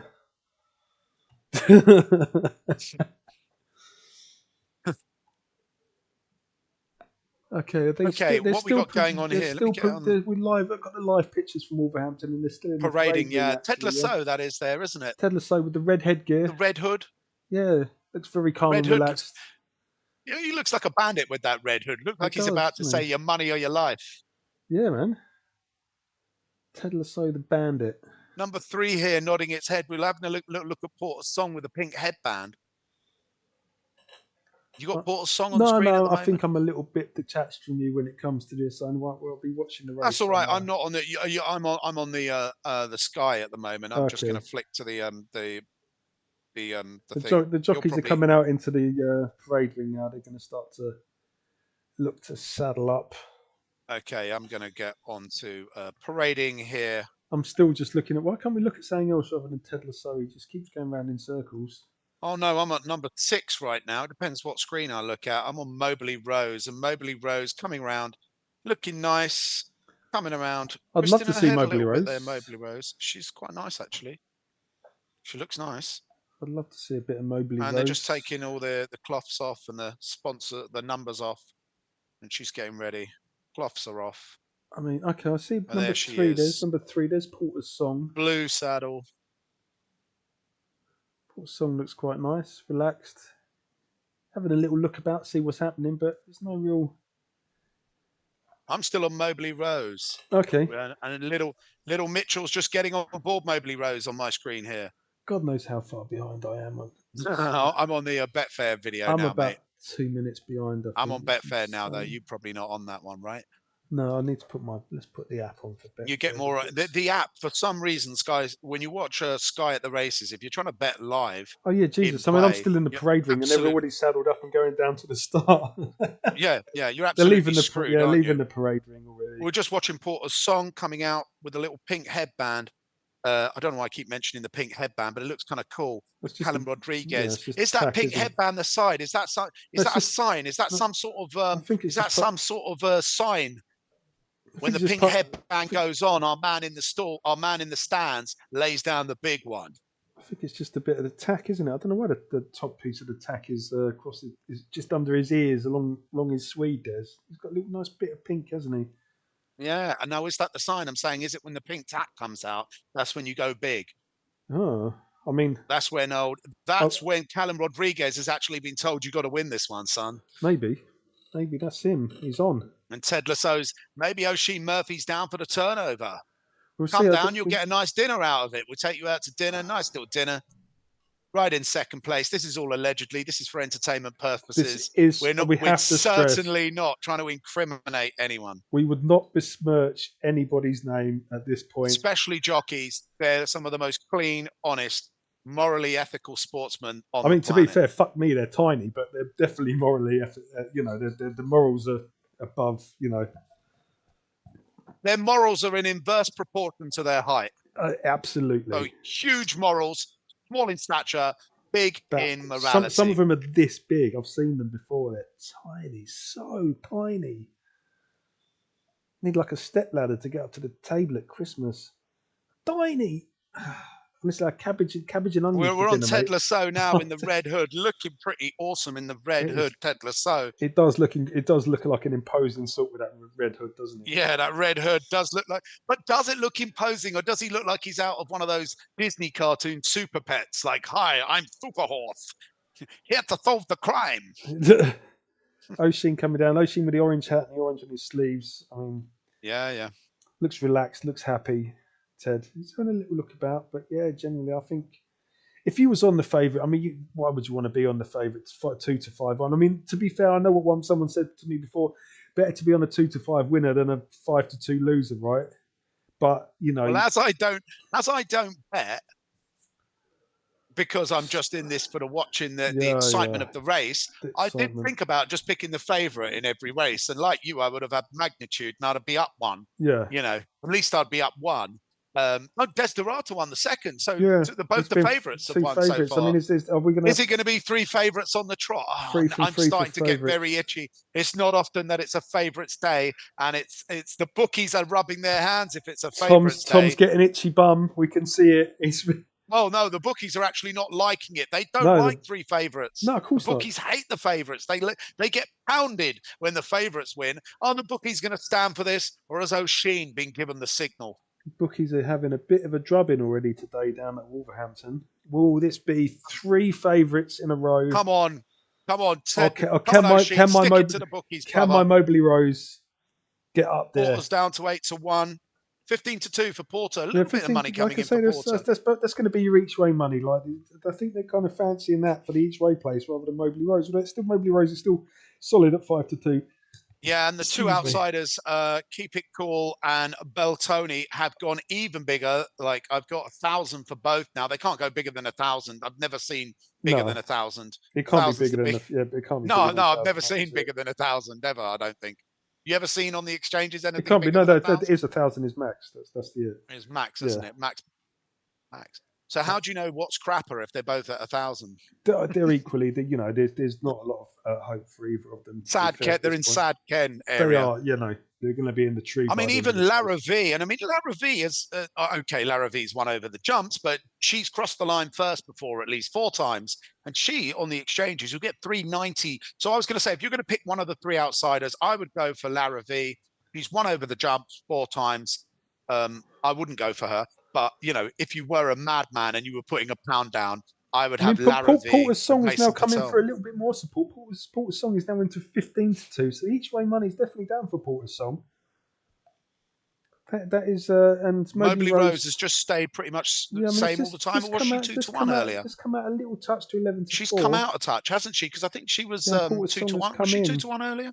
I think she says 5-2. I've seen was the biggest 5-2, so 2.5-1. There's definitely some money around for Porter's song, which is encouraging if you're on Porter's song. I mean, I presume if you're on Porter's song, you each way, or just taking the place, which would probably be more prudent. And we're out here. Are you calling this, buddy? Yeah, you take him away, mate. So we've got Ted Lasso riding it out. Is that it? That can't be. What? Is that? We're not out. We're not out. I didn't think we was out. No. I don't know what No, he we're was not. watching. We're still in the stalls. Yeah. We're still in the stalls. He's in. He's out. He's in again. I was just trying to get the jump on the audience. Oh, okay. Yeah. He's got the jump on me. I didn't know what the bloody hell was going on for a minute. You know what it is? I got my Sky Sports is about 20 minutes behind my flipping actual race. Yeah. It's mad, isn't it? It's So insane, we're nearly, man. I think We pay £35 a month. There's one more to load now. With one more to load. Yeah, one more to load. One more to load. Right, I'm on this. I'm on this. Tony's I'm on going this. in and we're off. Don't do that. And we're off. And we're out. And that's a really good start from Porter Song. And we got Porter Song up alongside Ted Lasso. And on the outside of those two is Mobley Rose. Please don't have Beltoni win this one. I'll try. Yeah. Ted Lasso taking us out with Oisin Murphy from the right. Ted Lasso to Porter Song. Mobley Rose hanging up there on the outside, just behind Porter Song. And someone is already like struggling at the back there. I think it's Keep It Cool who's already having to bump it. And Lara V right off the back. And at the moment, we've got some distance. Ted Lasso and Porter Song to Mobley Rose. We've got a bit of distance going on here.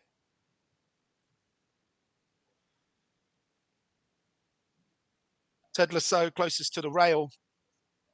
And we've got Porter Song just on the outside. And at the moment, they're just keeping it cool, keeping it calm. I tell you, there's someone in good strike position behind, and not Mobley Rose, who is on the who's number 2? Beltoni and Finley Marsh. He's actually up there on the 1,000-to-1 shot and still looking okay. Ted Lasso leading this out with Porter Song on the outside. Then Beltoni, Mobley Rose in 4th, and then we got the two of the outsiders, Keep It Cool and Lara V at the back. And they're turning into the home straight. We're starting to get going as we come into the home straight. And Ted Lasso leading it out to Mobley Rose. Oh, Mobley Rose looking very strong. She's gone flying past Oisin Murphy here. And Mitchell riding it out. Yeah. Ash Dagoon's going to get his second winner tonight. And this is an absolute drubbing. Oisin Murphy's come all the way to the track to get his chance taken down. This is a drubbing. This is a slaughter. Mobley Rose takes it.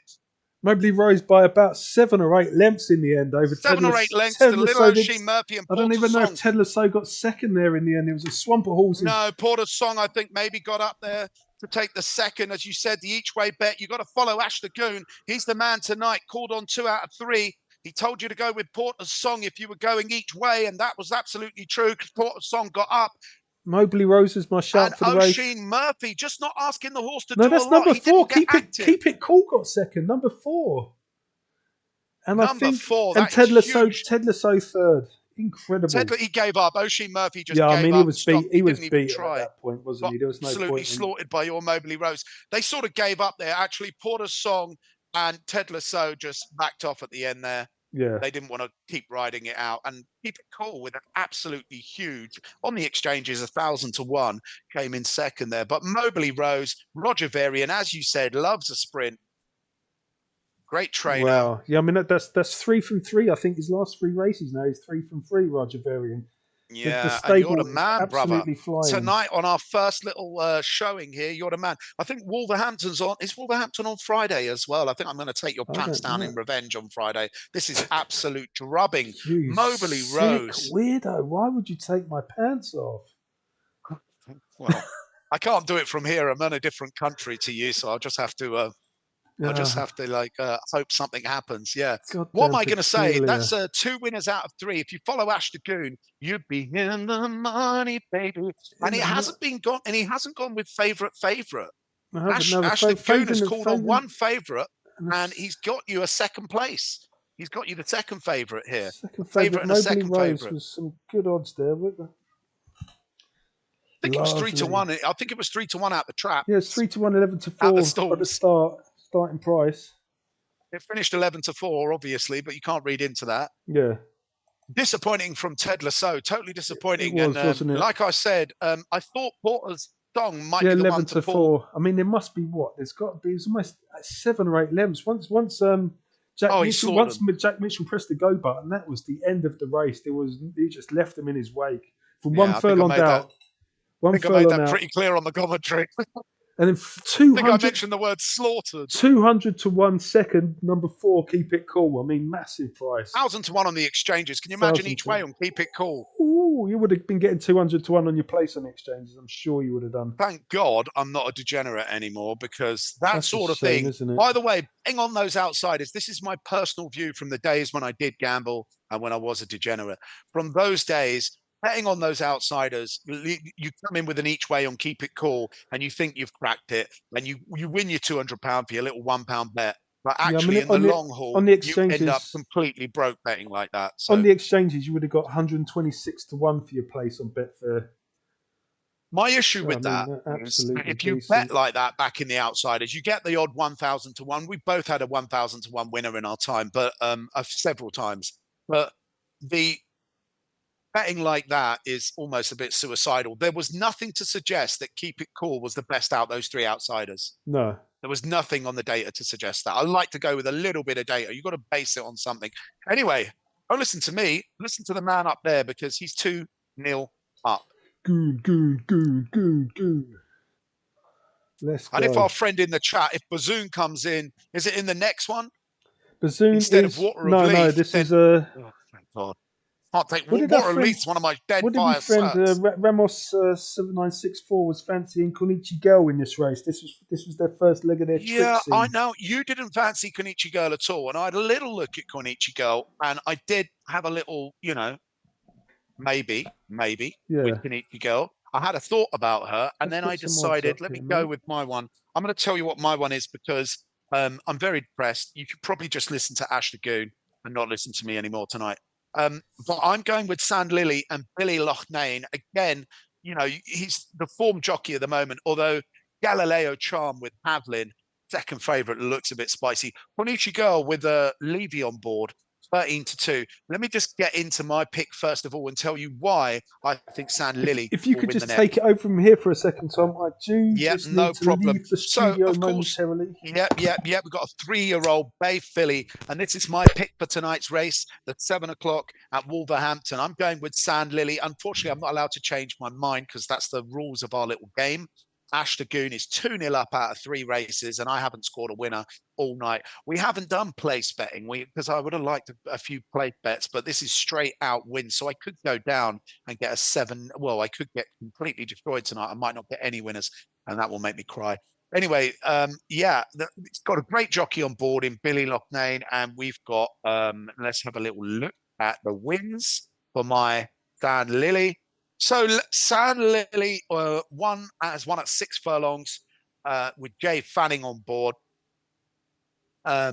Yeah, when was that? Oh, jeez Louise. Yeah, so after that win, they had 241-day break. That was in 2025. Let's look at the full form and have a little look at wins and places. Yeah, I'm going to tell you why I went for this bad boy.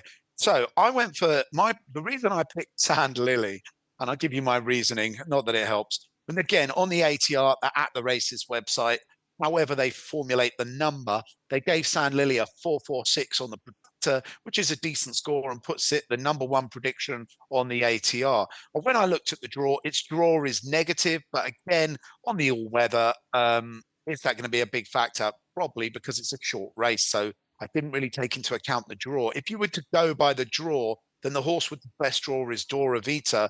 But if you're looking at the good ones, Galileo Charm there is going to have an inside draw, and that seems to be a very positive place to be. Now, we've also got the pace. So you can look at the pace. Again, that's their fractions or fractionals, however you want to say it, and Watchdog, which Watchdog is a non-runner, and Watchdog was one that I was penciling in actually as a possible winner here. Watchdog's a non-runner tonight. Watchdog was the pace horse. Sand Lily and Galileo Charm seem to be the other two with the top speeds in this race. Cornish Girl, that one of the people in the chat has picked, again, is a Hannon horse with Levy on board. And it has previously won in this class with a 20% win at this class. But yeah, my pick, Sand Lily, I'm not really sure 100%. Form scan. it goes with Pink Diamond Girl, but there's not a lot of form to move on. And if we go to the market movers tonight, Legacy Rock have had big old movement. Legacy Rock has had absolutely huge movement that you might want to pay attention to. We've had a 72% move for Legacy Rock in this race. Crikey. So it was 15-2, and it's now 85-40 on the Okay. ATR. And So we've got, yeah, 15-8 on that. huge move.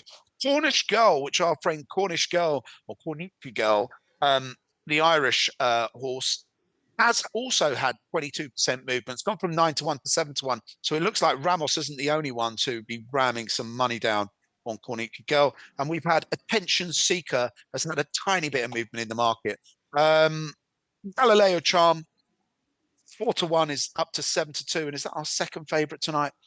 And Ash, I'm very depressed because Legacy Rock has become the big solid favourite with Holly Doyle on board. And Holly's got a reasonable strike rate as well. I think she's 22 winners so far this season. And she didn't come through on Pure Theory. So is this her win for tonight? Possibly. And you got Galileo Charm with Havlin on board. I'm actually, I know your pick is my dad, Tom. So if you talk us through your pick, I'm feeling very unconfident on San Lily. If I could change. Well, I kind of if I could play my wild card when we get this going, these lives, I think each of us can have a wild card where we can change. Okay. Play in one race and change one of our picks. I think that's fair, isn't it? Yeah, I mean, I'm not going to do it tonight though. I've gone for my dad, Tom. I mean, he's 0 from 8, and he hasn't enjoyed the smoothest passages when he was 10th, 6 of 10 in a 6 furlong. And here it was in Wolverhampton in late December. But I think he's been gelded since. And this would be his first run since he was gelded. He was the beaten favourite last time out, so he's dropped down another couple of pounds, I can see. And maybe I put this for the place as well. I don't know, but I think he's in with a little bit of a shout. There's another Richard Hannon runner, Tyrese Cameron on board, claiming 5, which is a handy little claim there. Maybe it might be one for the notebook. I don't know. And was any influence on the pick here the fact of the name, My Dad Tom? It might have been, yeah. I did see it.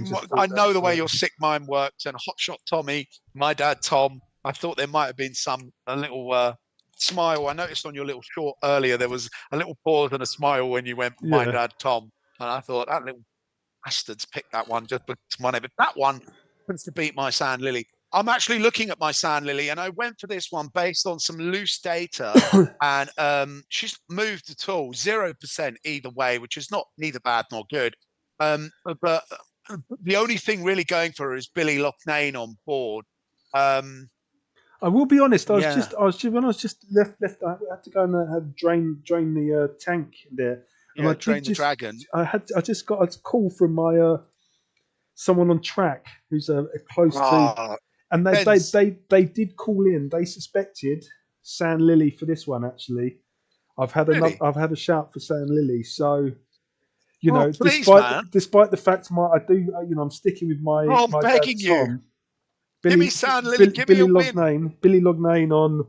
Loughnane. Billy. I think the G silent. I think it's Loch. Got to be Irish, right? Billy Loughnane. Billy Loughnane. I don't know how to say it, actually. I'm probably pronouncing it completely wrong. Riding for Charlie Johnson, fared better than previously when 4th of 6 in the maiden and Hamilton in July. And he should have more to offer as a 3-year-old stepping up in trip. The step up in trip is due to suit his breeding. He was racing at 6 and 5 furlongs. This is a step up for an extra furlong for Sand Lily. And like I said, I've just had a little call in, and Sand Lily has had a shout. So who's that? Is that Den's down at the track? It is Den's, mate. And we should get him on the video. Well, he was the one that shouted at Magnitude. He was the one I fancied Magnitude this morning, but he was the one that gave me a shout to say Magnitude from the track. Yeah. That's my. Well, we might do one of these where I hit the track or you hit the track and the other one's live, and one of us is at the track. That'll be flipping cool as well, won't it? I know. Phoning in live from the track as well. I mean, I do have a contact, so. We can maybe get them on sometime while they're down there. Yeah. How far have you got down the card there, son?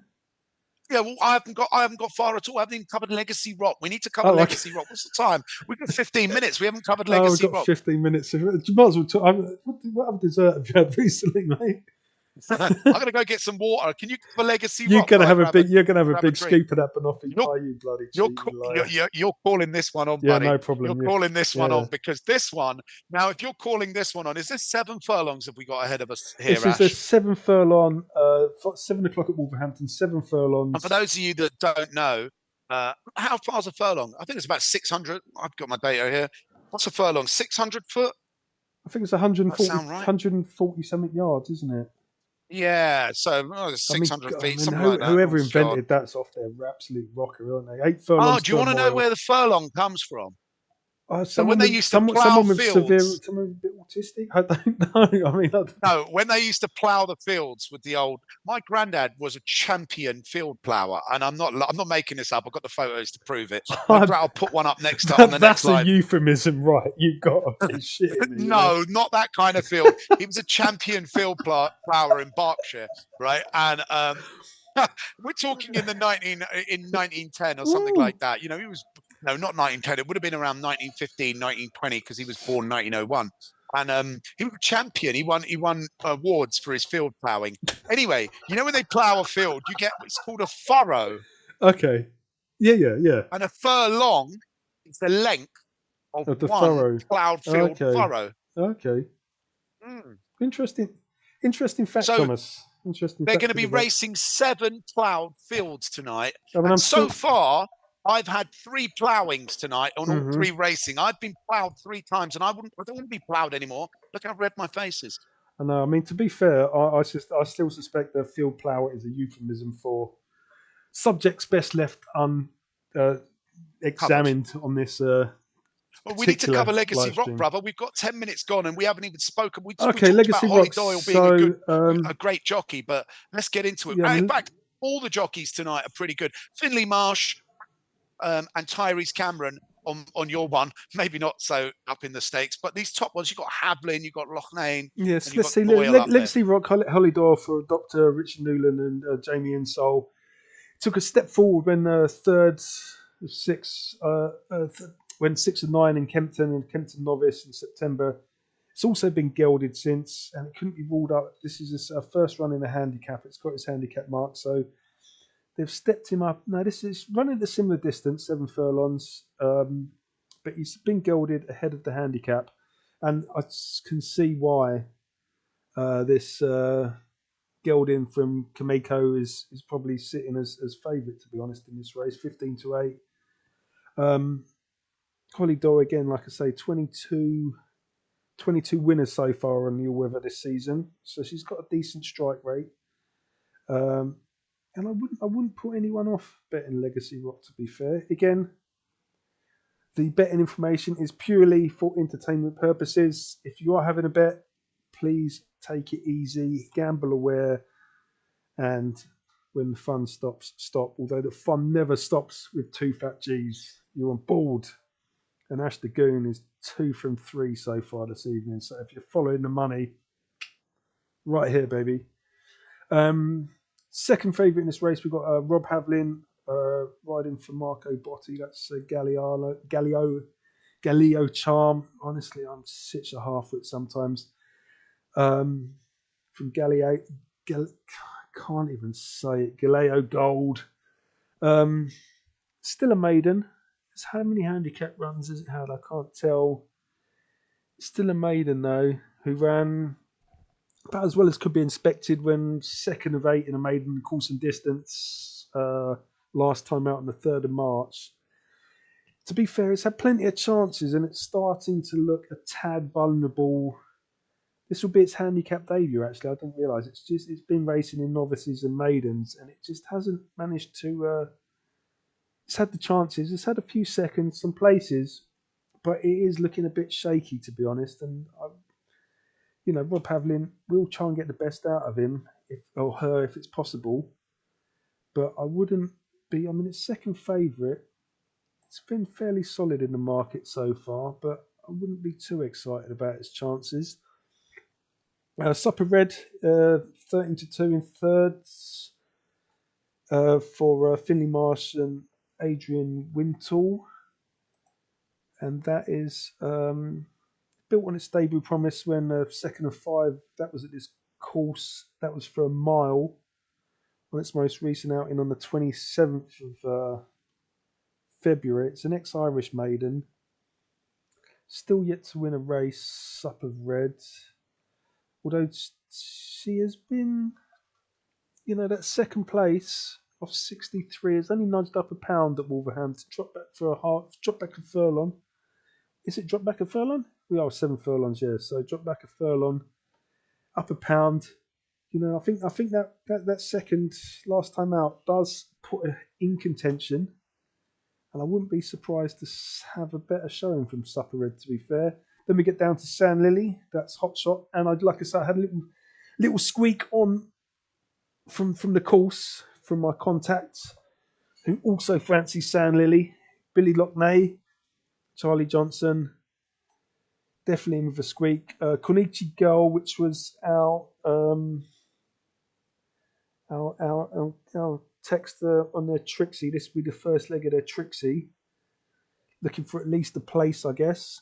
She's yet to add to her Kempton I think with the Nursery Trixie, win. she's gone for the wins now. Or you think places are I in don't there? know what. I don't even know this. Hopeless gamblers. I've just win or nothing when I bet. I don't even want to. Occasionally we hit the place, but I just want to gamble. Yes, but you have a little bit of a talent for it, my man. I know for a fact I've been present when we were both. There was one morning, a horrible story. There was one morning where we used to work together, and there was one morning where the night before we picked 3 horses. We used to have a system, and we would both do the data analysis. So we'd go away and study, and then in the evening we'd text each other and be like, "Yeah, it's these 3 we're going with," and we went with 3. And then in the morning, I hadn't had contact with you for whatever reason. I hadn't answered my call or whatever. We normally check in on each other. You'd changed one of the 3 runners, and that was they came in really Yeah, big the, for you. the, the And I data didn't the change them. data had updated, hadn't it, The overnight data for had whatever updated and reason. changed overnight, and you'd changed one of the 3. And the first 2 come in, and I was like, yes, yes. The first 2 were in, and then yeah, you changed the third.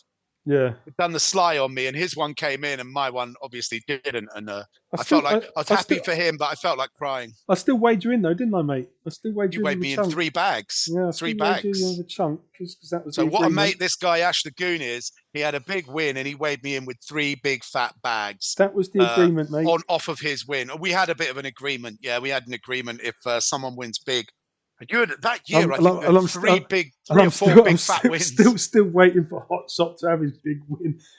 Yeah. Hey. Don't put everybody off like you're going to Oh, slaughter sorry. me Oh, every yeah, time at sorry. Yeah. Wolverhampton. I think Wolverhampton's going on Friday. And when we go head to head there, I am going to destroy Okay. you. Excellent. We look forward to that.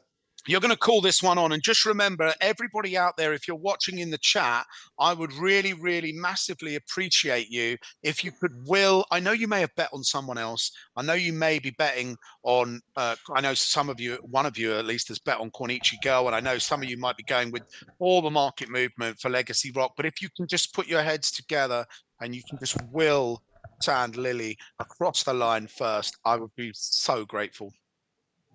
Mm. Oh, we must be parading now, brother. No, we're out. They're coming out onto the Are we track in the proper now. stalls? No, they're coming out onto the track. They're just running down to the start. Have you had a look? I've had a look. Have you had a butcher's and any of them looking?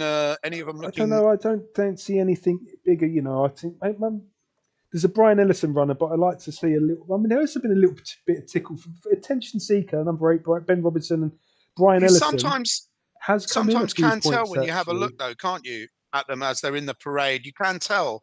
Like some of them, if they're kicking off. What I was the wouldn't. one earlier that was kicking off? I Oh, it wouldn't was put. Magnitude. I And wouldn't. Magnitude came through still to win, but it was kicking off a I bit, wasn't wouldn't it? pick you off. I wouldn't put you off a place actually on Attention Seeker. There's been a little bit of money, and Brian Ellison and the horses that do come in for money do tend to run all right actually. So we'll see. So the horses are coming down to the track. They're running down to the start. They're going down. 8 o'clock start for this 7 furlong. Bet £10, get £40 with Bet MGM handicap. 0 to 65, 3-year-old plus. So far, we've got Billy Loughlane looking for a second tonight. Hollydoll looking for a first on the favourite. Um, Morris got the winner on the favourite in the first, and and a, Magnitude. and a second place in the second race on a So he's been decent. doing all right. Yeah. I don't think What's Hector Crouch on board for this race? he's not. I don't think Hector is Hector Crouch. Hector Crouch. And little O'Sheen is O'Sheen got no other runners tonight. No, I think that was his run, and he blew it proper. Yeah, we got absolutely destroyed. Yeah. You can hear in my electric commentary, which started off with me calling 7 the o'clock. race from the jumps on Sky Sports. But yeah. So Legacy Rock is solid now at 7-2. Galileo. I can't. Why can't I say Galileo. Galileo. Why can't I say Galileo? Very famous bloke, Galileo. Yeah, He's I the know. bloke that figured out that the planets went round the sun, and Yeah, was Galileo. housebound by the Pope. He was a mate of the Pope's, though, so Galileo he wasn't, Charm executed. has just come out a little bit at 4-1. Supper Red has come in for a little bit of support at 6-1. Sand Lily is solid at 7-1. Corniche Girl 13-2 solids. My Dad Tom 12-1. So Attention Seeker was coming a little bit from 18 to 14 to 1, 16 to 1 bigger the rest.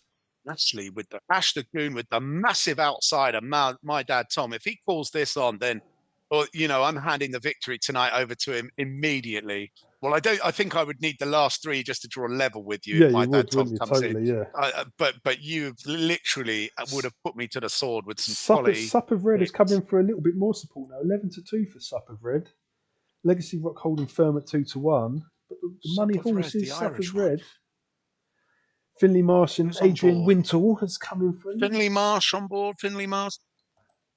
No, Finley Marsh was riding Bell Tony. I thought it might have been Finley Marsh that got up on Supper Red. So they're at the post now. They're behind the stalls and they're waiting to start the loading process down at Dunstall Park for this 7 furlong handicap race. Finley Marsh has in February did ride one you just mentioned. What was that one called? Sup of Red. Supping the red wine, eh? Well, Finley Marsh did ride that one to a nice little place. 5-1 now, Sup of Red. Rode it to a place just at the end of February. Yeah, I mean, I think that's second place. About a week and a half ago with Finley Marsh on board. I want to get people excited. That second place was a really good second place. I think it was course and distance, and he's only up £1 for that second place. So maybe and moved to the new yard. Yeah, it was only just after moving to the yard. I think it changed. Galileo Charm is out to 9-2 now, so there's not a lot in between Supper Red weather. And 3 times on the all weather, Galileo one place. Charm. That is going to absolutely do me up in the commentary. Who's that? Supper Red? No, Galileo Charm. I can't get. I can't wrap my tongue. I cannot wrap my tongue around Galileo. I don't know what it is. 9-2 joint second favourites. I thought you'd love an Italian. Legacy Rock's drifted out to 9-4. Joint second favourites, Supper Red and Galileo Charm now, 9-2. The money is seriously down. And Corniche Girl is coming for a little bit of support now as well, 6-1. Yeah, Ramos Corniche Girl's coming in. Sand Lily has gone out from second favourite to about 6. Sand Lily at all here, are they? I'm not fancying my Lily. Supper Red gone clear second favourite now, 4-1. The money is seriously down for Supper Red. And I'm afraid, buddy, this looks like your first bad call for tonight. My Dad Tom is going out with Tyree Cameron. And Attention Seeker's drifted again. If you did take my advice and put on a place there, sorry about that. I wouldn't worry about that. I would be more interested in Supper Red. 7-2 now. There's a full-on gamble going on at Wolverhampton right now. And if I was a gambling man, I would be on that. You were a complete degenerate. You would stop doing your commentary and you'd be quickly trying to smash on to Betfair while we talk, wouldn't you, brother?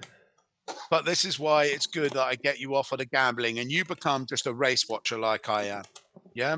But I've always been bad at calling races, so there's no point in betting. I think entertainment. Horse racing should be for entertainment. So Legacy Rock is definitely on the drift. Sand Lily's head's bobbing around a little bit, actually. Looks a little bit unsettled. It just looks a touch unsettled. And Billy Loughnane on board is giving it a little stroke down the mane. And someone else looking a little bit rowdy there. Who's that twisting their head around? Attention Seekers going in. Legacy Rock Who's in the 5 to blue 2. and white stripes? Blue and white stripes. Oh, that's Baggy Boy. We didn't even mention. Baggy He's Boy was 80, given a little bit of ag. Yeah, 80-1 outsider. We wasn't. Yeah, it was a bit aggy. You know when the head is Galileo completely Charm going turned to in. the side. Legacy Rock out to 3-1. I'm shutting up now, brother. This is over to you. Who's that? Cornish Girl going in. Baggy Boy still got to go in. Cornish Girl's in. Baggy Boy. Supper Red 7-2. It's still joint second favourite. Supper Red Galileo Charm. 3-1 Legacy Rock. My Dad Tom's still to load. Going in nicely. Everyone's loaded very nicely. This is the Pink Diamond Girl, Legacy Rock. So I think we're just about ready to go at Wolverhampton under the lights here. Dora. Number 10. Dora Vita still not too keen on going in. They're going to get her in though. Last one to go in. All eyes are on the gates. And they're off from racing. Stand by. They're ready.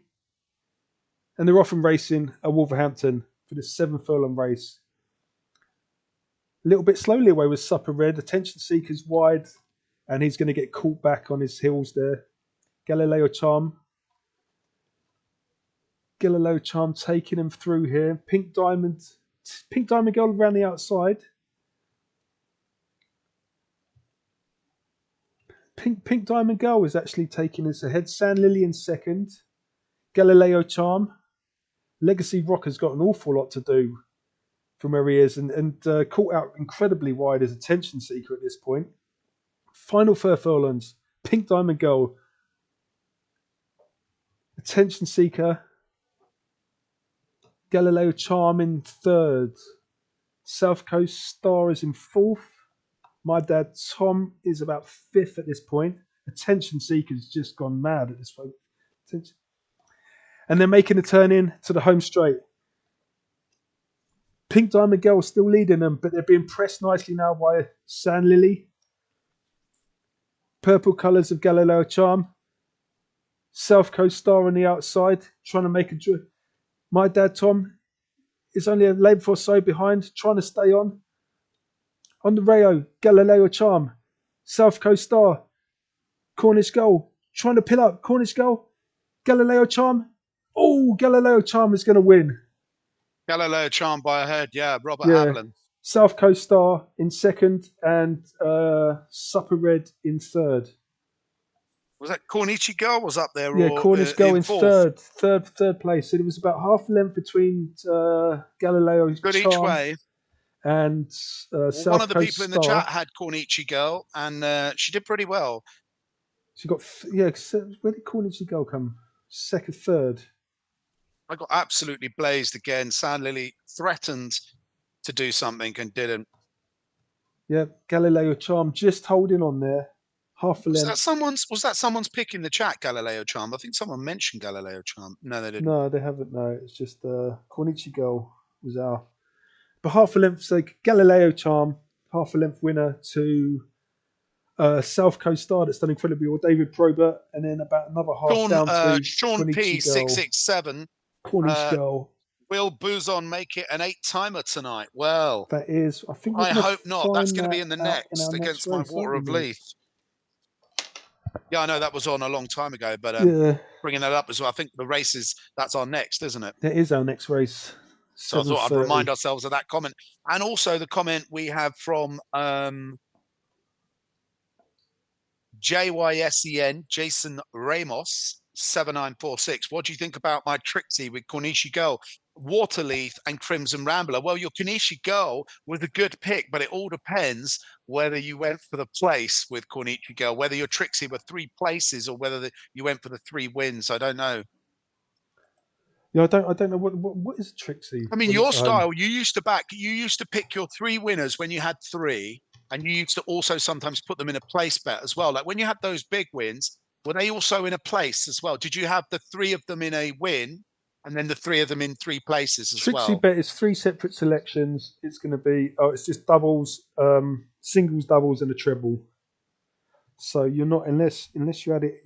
you're not going to be Each getting. way. Yeah, so you're down to. But what I'm saying is, did you, when you used to do your triples, did you used to each way them as well, or did you just do I cover them? tell you what, I used to each way it, and I I'm remember. sure one time you each weighed and you single, and they both came in, and you got paid out for both. I'm sure. No, you don't. If you have an each way, I had a treble, and Yeah, I picked in the morning. I fancied one, and then I had the missus. I asked her to pick one, and she picked one, and it would have been I think it was like 100-1 double we picked between us, and then I got yeah. greedy and I picked a third, and then I put them in each way. I thought I'd have an each way treble. Same one. You'd have your Instead of back up each way. instead of a £10 win double, I had a £5 each way treble, and I had two winners. The first two we picked came in, and the third one I chucked in for greed come second or third.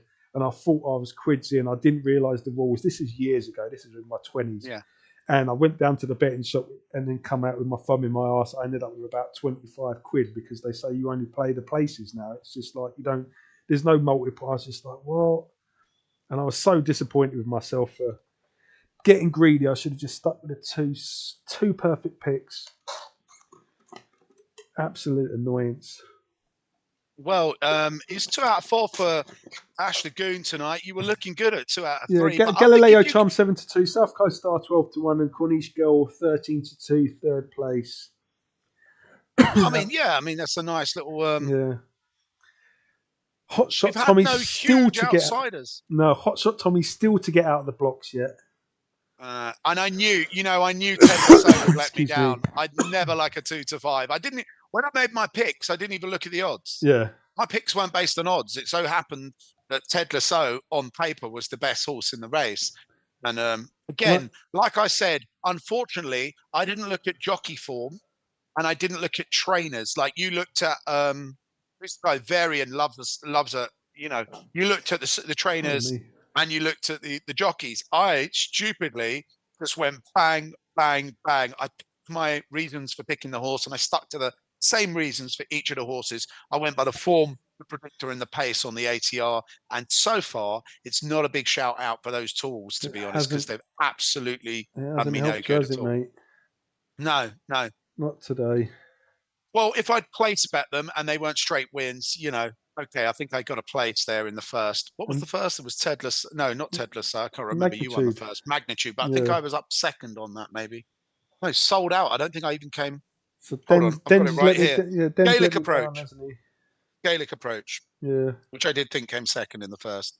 And then sold out, got blasted out there, didn't even place. Ted Lasso placed, I think. And then Sand Lily got blasted out. Yeah, so I've been destroyed tonight. Get some betting up on this race. Here we go. This is going to be our okay, but race. I'm next race. We're looking at the 7:30. 7:30. I'm going to leave you to it to talk through the horses, brother, and I'll be back in a sec. I'm just going to go and put the little one to bed. You just keep smashing into that banoffee pie, putting a little one to bed. Do you know what? I did just go and have a bowl of banoffee pie.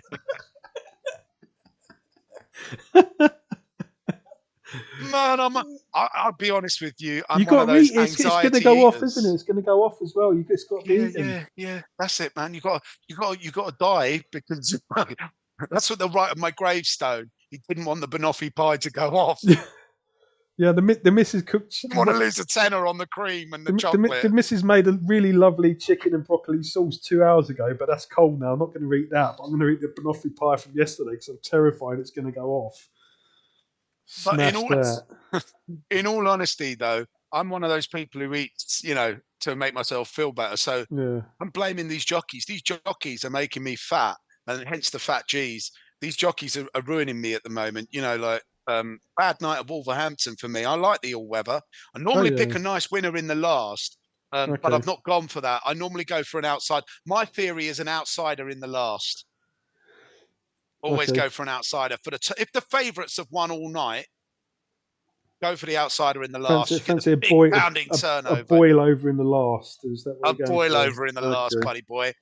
But that's not who I've gone for in the last. I've gone for Crown of the Future, which is one of them. Yeah, because I didn't. Well, I'll let you pick another one just because I'm starting to. No, I'm not using a wild card. The wild card system we have to know we have a wild card beforehand, and we'll do that on the next race. I think, is it Wolverhampton this Friday as well, or I don't know what's on this Friday. I haven't got that I far think it ahead. is. I think I had a sneaky little look. I think Wolverhampton's on again from late night racing on Friday. All right. Anywho, I'm gonna let you talk through this one while Yeah, I okay, mate. nip off, and I'll be back in a sec. No And let's see problem. if you can call your third winner of the night.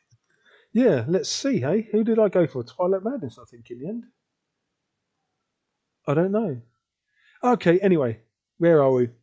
7:30. Wolverhampton is going to be a 6 furlong sprint race. It's the midnight upping the betting game handicap. It's a 0 to 70 4-year-old plus 6 furlong. We've got 7 runners going to posts, and they are headed up by the favourite. This is Tommy's Hotshot Tommy's pick, Walter of Leith.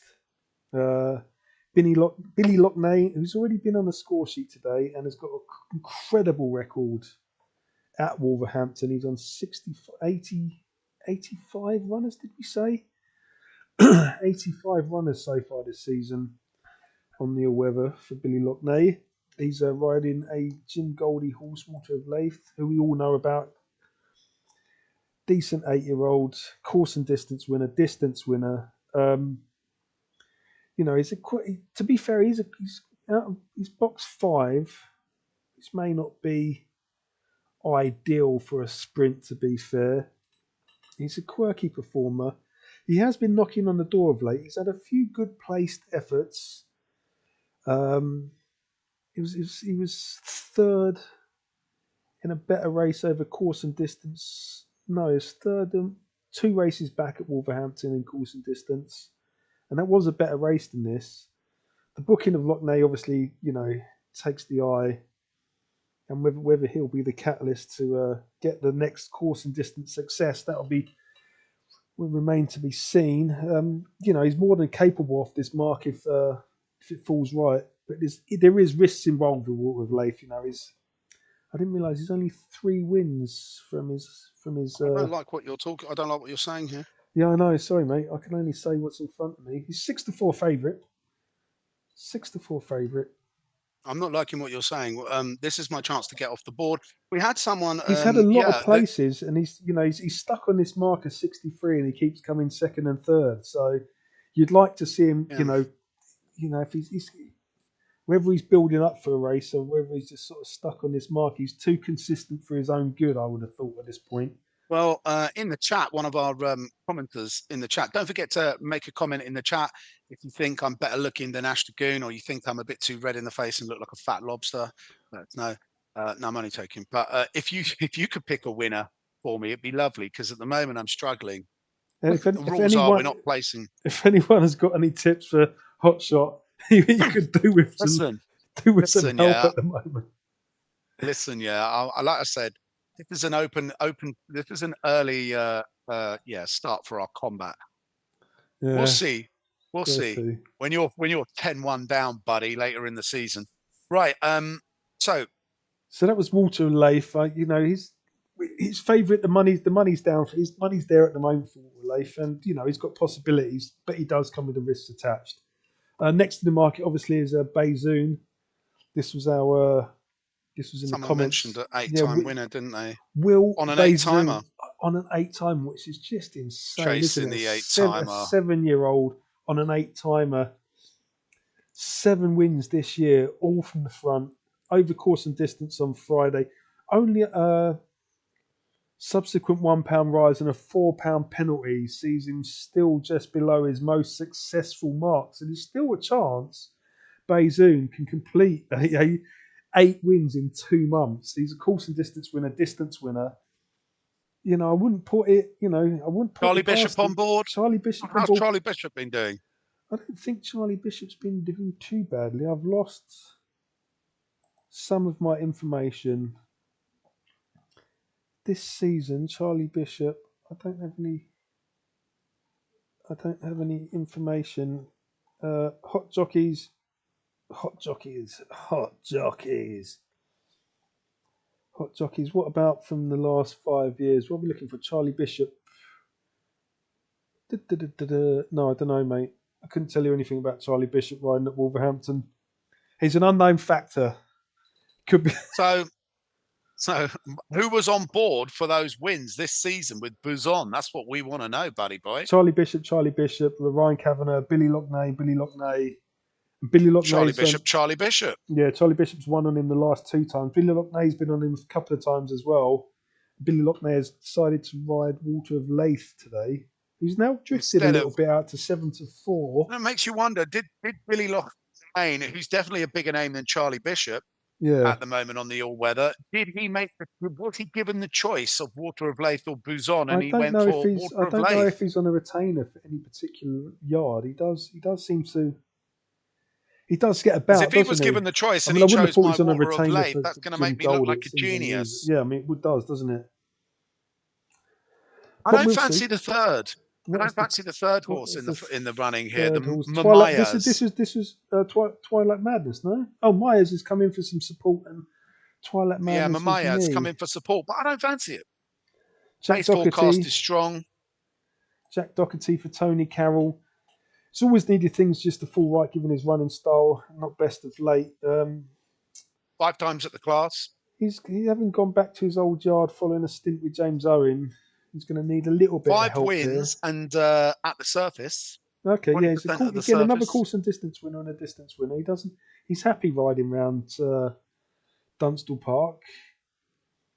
Apparently loves the tongue strap, just like you. So he's back up to 6 furlongs. He was run at 5 furlongs last time, and he's probably going to be happy to take a step back up to 6. Now, did he just move last month to a new yard? What what Myers? Yeah, he's come back to his. He was. And is this his first run out? Is this his first run out for the new yard? Maybe, yeah. This might be his first run out for the new yard. Well, he's back. He was with Tony Carroll previously, and I think he's back now with Tony Carroll. So, okay, another 7-year-old has got a few wins to his name. Course and distance winner. There was possibilities. Is he a little bit high in the weights? I mean, he's dropped down another couple of pounds since his 6th place. I mean, 6 out of 7 at Chelmsford on the 26th of February. He's racing off a 68 now. Maybe he needs a little bit more before he's going to show anything meaningful. And then we've got your pick. We've got my pick. Twilight Madness. Hodgson. Alistair Rowland and Simon Hodgson. 8-year-old chestnut. Yeah, 8-year-old chestnut. He's had a couple of wins during the winter. Out of Twilight Sun and Roll. Not sure about the sire and the dam. He last won over course and distance off of this weight as well. He's racing off 63, and his last win was at Wolverhampton over 6 furlongs on December the 8th. He's got a good record, actually. He's got a good record. I didn't even look at him. He's got good prize money. Good percentage wins here. Yeah, I mean, he's placed the last twice, and he's down a pound, which I kind of like. So, you know, he's cold in his form. Is this Ashley Goon pulling off a beautiful? This would be a beautiful 9-1 on Betfred. This would be a beautiful win, mate. The handicapper's given him a bit of a chance, considering that he's been rather consistent. Beaten favourite last time out, 2nd of 11 at Kimpton on 64. Racing back, I mean, beaten favourite off 64, and he's been dropped a pound for this race. Course and distance winner. He might struggle. The last time he won? December. He's had half a dozen 6 races furlong. since. Yeah, this course and distance win was his last win in December. But he might, you know, I think he would like to dictate the pace. He might struggle. He's racing. Is he at the weight? What's his weight? What is he on? His official rating is 63. He's racing off 63. He's racing off 63, and what was he racing off the last time he won? Well, 63. He's back to his 63. Last win, So he's back to his winning. Oh, you sneaky little! There you go with Ash the Goon, spotting the avenues. And you think that's enough to beat my Waterleaf just because your horse has come back to 63? Well, he's consistent, isn't he? And he's for the consistency. The handicapper's giving him a chance, which I like the look of. Whereas Alistair Rawlinson was on board last time, right? Yeah, no, he was. Yeah, no, he was on board last time he won. Alistair Rawlinson. Yeah, Alistair Rawlinson obviously gets on quite well with him. He was riding when he came 2nd as well at Kempton last time out. In fact, his previous 2 wins in December, Alistair Rawlinson was on board. So Alistair obviously gets incredibly well with Twilight Madness.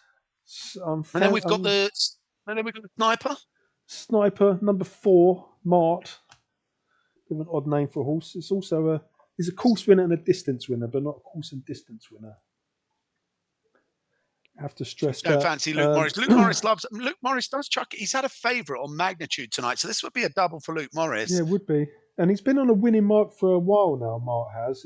But he has had plenty of chances since returning to the weather. He's £11 better off with Bayzoon than when he was behind him a fortnight ago. But obviously he needs to get himself in check really. But it's £11 better off. I don't know what the distance was actually. When did they run? Course and distance winner a fortnight ago. So that was the 3rd of March. Bayzoon now running off of 64. That would have been the 3rd of March. Bayzoon on the 3rd of March was running off 65. I don't know what the no jockeys have chucked a double in yet. So, no, is that something to think about? Billy Loughnane and Luke Morris are on here for a chance of a double. You know, they're the only two that have raced have won one previously. Show a little bit more though. To be fair, Mark. I mean, he's on a handy mark. He's £11 better off with Bazoon, but he just hasn't shown a lot recently. You know, his form figures aren't fantastic. He's got a second back in January, Lingfield, riding off 66. He might just need to perk up a little bit more. I mean, I wouldn't put it past him to make a revival at this point, but you'd like to just see. And then we've got our outsider with Bowen on board, Silky Robin. Yeah. Silky Robin's, I mean, it's been a long time since Silky Robin's been winning. You've got to go back to September 2025, over 5.5 furlongs, with Tom Marquand on board, or Marquand, however you say his name. Tom Marquand. Got some other wins that year, 2025. He banged in quite a lot of winners in 2025, actually. Okay. Towards the end of the season. Well, April. Actually, no, he had a winner in April. And then he had another winner in all around 6 furlongs or 5.5 furlongs. I think that was all on 4 wins in 2025. That was all on the turf, though. I think he's actually 0 from 17. All on the turf. Yeah, he's 0 from 17. And he's won in the soft. Now, when they go from turf to all weather, do you think that people who run good... It makes a massive difference. It makes a huge difference. But what I'm saying is, when you're looking at the form on the turf that translates, does a soft turf translate better to the all-weather, a soft turf runner, like something that wins in the top? I always thought that, but I don't know what the exact statistics on. You would have thought so. A little bit of cut in the ground would make it feel like an artificial surface, wouldn't you? But he's 0 from 17 on the all-weather, so I don't think. And there's always a chance he'll fluff the start, which he is prone to doing. So, you know, if he's going to fluff the start around 6 furlongs here, he really is going to struggle. Well, he's had 4 wins last year, but none on the all-weather, so he's definitely outsider for a good reason. Then, so we're not going to look no further into Silky Robin. I mean, he was competitive off this sort of mark in the autumn, but again, it was he never converted into anything. So. Well, he hasn't converted on the all-weather, but on the turf, he did have 4 wins last year. So someone to watch out for on the turf, I guess, in these little sprint races on the turf, he's probably one to look at. And then the outsider of the 7, Digital, 14-1. What are we saying with Digital, brother? He's had a couple of wins, hasn't he? Where have these wins been though? Mate. Oh, he's been at Newcastle. He's been running at 5 furlongs in Newcastle. I mean, the most recent one was on the 5th of March. It was 9th of 12. Previous to that, it was he had a 2nd and a 1st. But his mark has actually come up quite a bit. He's a 3-time course and distance, 3-time winner at Newcastle this winter. But you know that run of form has come to an end last time out, and this might suggest that the handicapper has actually got hold of him at this point. It might all be a bit too much for Digital now. You're not fancy Digital. You don't see anything there. I can't see it really. Happy with your Twilight Madness? I am happy with Twilight Madness. I mean, I think another possible likely outsider could be Mart on with the sniper, Super Morris. Luke. Yeah, Sniper Morris, Super Luke. Yeah, Waterleaf is looking good. We'll be running 6 furlongs here in the 7:30. There's 6 minutes to go. They're parading at the moment, or actually they're probably going down. Are you calling this one, mate? I don't mind calling this one. Yeah, I'll call this one. Yeah, little Tommy Let can me call get this one. let me get on They're to the still old. in the parade ring. Actually, the jockeys are just mounting up. I think. Water of Lay 7-4, Bayzoon 5-2, Mamayaz 6-1, Twilight Man is Now, if you 30-2. now if you jump on the old Betfair, what does the little snowflake, little blue It's icon cold. mean? It's cold. So he's out. He's going out in the betting according to Betfair Bayzoon. That's the second place. The Bozoon Yeah, got that next to him. Bayzoon on an Interesting. 8-timer. I don't know when the last time I saw a horse on an 8-timer was in this sort of class, in this sort of grade of. If anyone knows when the last time a horse of this sort of level had an 8-timer, I'd be interested to know. Sure, I mean that's got to You count for think people something. would be getting on it? You think people would be getting on it a little bit more, don't you? You think it would be Yeah, favourite? I know it's an 8-timer, but you go, God, this is. You think it would be favourite? considering he's still below his highest ever winning mark, That's what I'm saying. he has got some possibilities, hasn't he? He has got a I'm bit of surprised. breathing room. Mamayas. I'm not. Yeah, I don't fancy Mamayas, and he's probably going to storm home. Yeah, Yeah, they're coming round to the stalls now, yeah, they're going down to the start. and Who's that with a red hat? Oh, that's Twilight Madness. That's my guy there. We'll keep coming down. yeah, Alistair Rawlinson's bus rocking the red, bruv. Yeah, he is with a sort of caramel and brown hat called the cross with the quarters on his hat Cross hat, the checks or whatever they are, and the the checkers. caramel sleeves. And then we got in the blue hat with the kind of purple check. We've got Bayzoon, white Yeah, sleeves, light purple, and there were lilac and purple checks, and the blue hat and white sleeves. We've got Bayzoon on the number 1 horse, Charlie Bishop, looking for the 8-timer.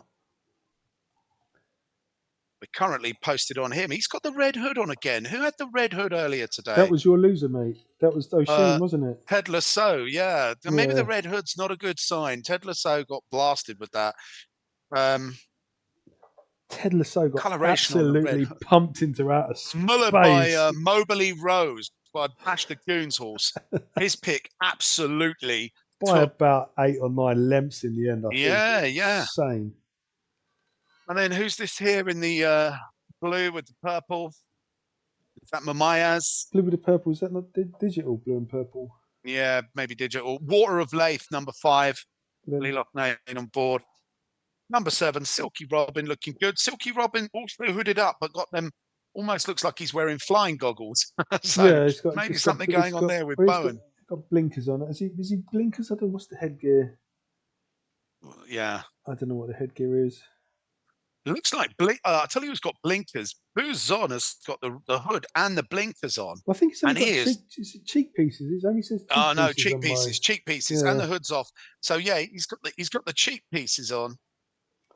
Maya Mazda's coming for a little bit of support now, and my Twilight Madness is definitely drifting now, 17-2 from 13-2 earlier, which I'm Well, not I liking. really liked your talk up to Twilight Madness. You really talked Twilight Madness up, and I really enjoyed your talk and Yeah, confidence in your horse.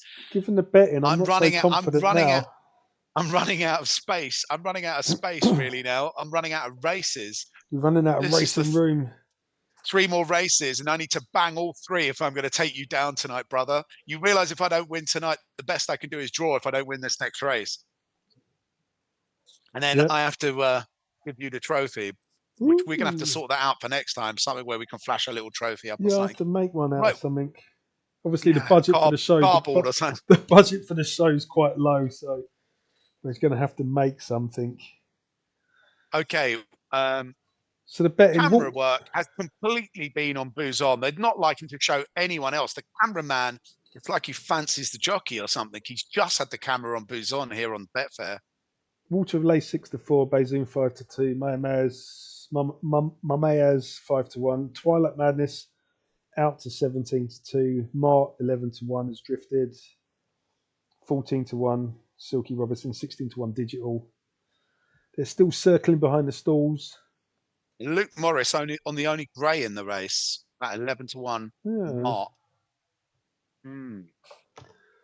Has Mark got any headgear on? Not that it makes a lot of difference. No, it's a Dark Angel gelding. It's only Silky 5. Robin's I got think something on. 5 years old. I think it's Mark the Water of Leith youngest. and Billy Loughlane. He was doing this in the previous race, and it kind of got me interested. He likes to stroke the mane, Billy Loughlane. He Yeah, gives it a lot of strokes down the neck keeps him nice before and they get loaded in. calm, doesn't he? He likes to Yeah, make sure yeah, his and you know, mount I is. think it shows that he's one of those guys that hasn't got into punching. He's not doing the Kieran Fallon. He's not You punching can't, the you horse in the can't, head you before they're can't loading it do up. that anymore, can you? It's just you get No. banned and suspended, and the animal welfare people come Silky round Robin's and loaded in. shit through your letterbox, don't they? And Mamaya's going in with Jack Doherty on board. Any problems? No, gone in absolutely beautifully. The doors are shut. And Luke Morris on Mart is being loaded into the stalls now. You at the same point as me, brother? Yep. Mark going in. And then who's this with the white helmet? Is that Digital and the blue sleeves? Yeah, white helmet and blue sleeves is Digital. Digital's being loaded in, and now we've got Twilight. Is it Twilight Madness So, or is it Water of Leith? No, Who's going to come next? Twilight Madness. There's 3 out the back. There's Water of Twilight Leith. Madness isn't moving, buddy. Your horse is not liking the look of the stalls. I don't know if one of the No, he's a-holes or going one of in. the other horses. He's going in now. He's going in. He needed a Took a little little bit of talking. Took a little bit of talking to. I'm just He's trying to going like in. make you depressed. No, it's just Water assessing of the Leith. I don't situation. like Water of Leith. Water of Leith is kind of like starting to shake the head, rock the jockey a little bit here for Billy. And Water of Leith is going in nicely. Okay, just a little sneeze and a shake of the head. And I'd be sneezing if I was out in this temperature as well. The last one in It's a is chilly night down at Bouzon, the Dunstall one on Park. the 8-timer. And they're in. And we're off. And a good start from Digital. Going right out the front, followed up by Bouzon on the inside. We've got Twilight Madness in 3rd place, followed up by Water of Leith in 4th. And yeah, surprised that Digital got out so well from the stalls. Is the outsider going to spring something today? Bouzon taking it up. And Bouzon on the 8-timer. Charlie Bishop, no hesitation. He's going to the front. Water of Leith Digital and Twilight Madness off the side. And my pick, Water of Leith, is in 4th and looking like he's needing a bit of encouragement. We've got the sniper on the grey out the back. Mark with Luke Morris. And here they come. Is Mamayaz making a move round the back there? But it looks all in hand for Bouzon. Bouzon looks like they've got it in hand with Twilight Madness coming up on the edge of Bouzon. Bouzon seems to have things under control, but Twilight Madness is not going away yet. And with a good run down the side is Water of Leith. And Water of Leith coming to the front. It's Tommy Hotshot, Tommy's pick, everybody, baby. Water of Leith taking it away. And he's absolutely going to romp home here, Water of Leith. And I think Twilight Madness is chasing him for second with Mamayaz. Twilight Madness and Mamayaz make up the places. Maybe Mamayaz just got up there. Maybe Mamayaz just might have got second there. Twilight Madness might have just very got close to for your second pick. place. Twilight Madness and Mamayaz. You thought it was all over, but it's not over. Water of Leith has come through, and Ramos has got a nice little tricksy. His Cornici girl came 3rd. Okay, maybe he didn't have that, and his Water of Leith did come in. So not a bad little shout. Last one is Crimson Rambler. I think that's in the last race for Ramos in the chat there. Okay, well, Water of Leith won that one. Bouzon at one point looked like it was going to go ahead and take that by the bull by the horns, but it just got run down by everybody at the end there. It's just about reached its probably limit, I suppose. And it looks like the market knew it as well. The market sensed it. You'd think something on an 8-timer out favourite on the still on its winning mark, but the market sensed that its days were numbers, and they got it right. Billy Loughlane gets a double. Yep, double on the night for Billy. And yeah, I think did Mamaya's get up there, brother? I don't know. I'm still not quite sure who got second at this point. Your picks tonight, I just want to confirm something, because you've been pretty hot tonight. You've got 2 wins out of, is that 5 now? 2 out of 5. 2 out of 5. I was looking hot when you had 2 out of 3. I want to know how many places you got, because I think you smashed in some places. No, I think that was the first place I've managed to get so far. Oh, he's not easy. That was the first place. Well, you had Magnitude in the first, that won.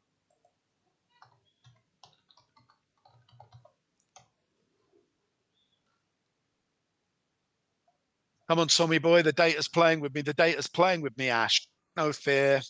Okay, what did you have in the second? Desderata, Will Be King, Nutcracker. No, I was on sold out. I didn't have anything in that. Your theory, you got absolutely fully doiled in that, didn't you? Yeah. Who was on Mulberry Rose for you?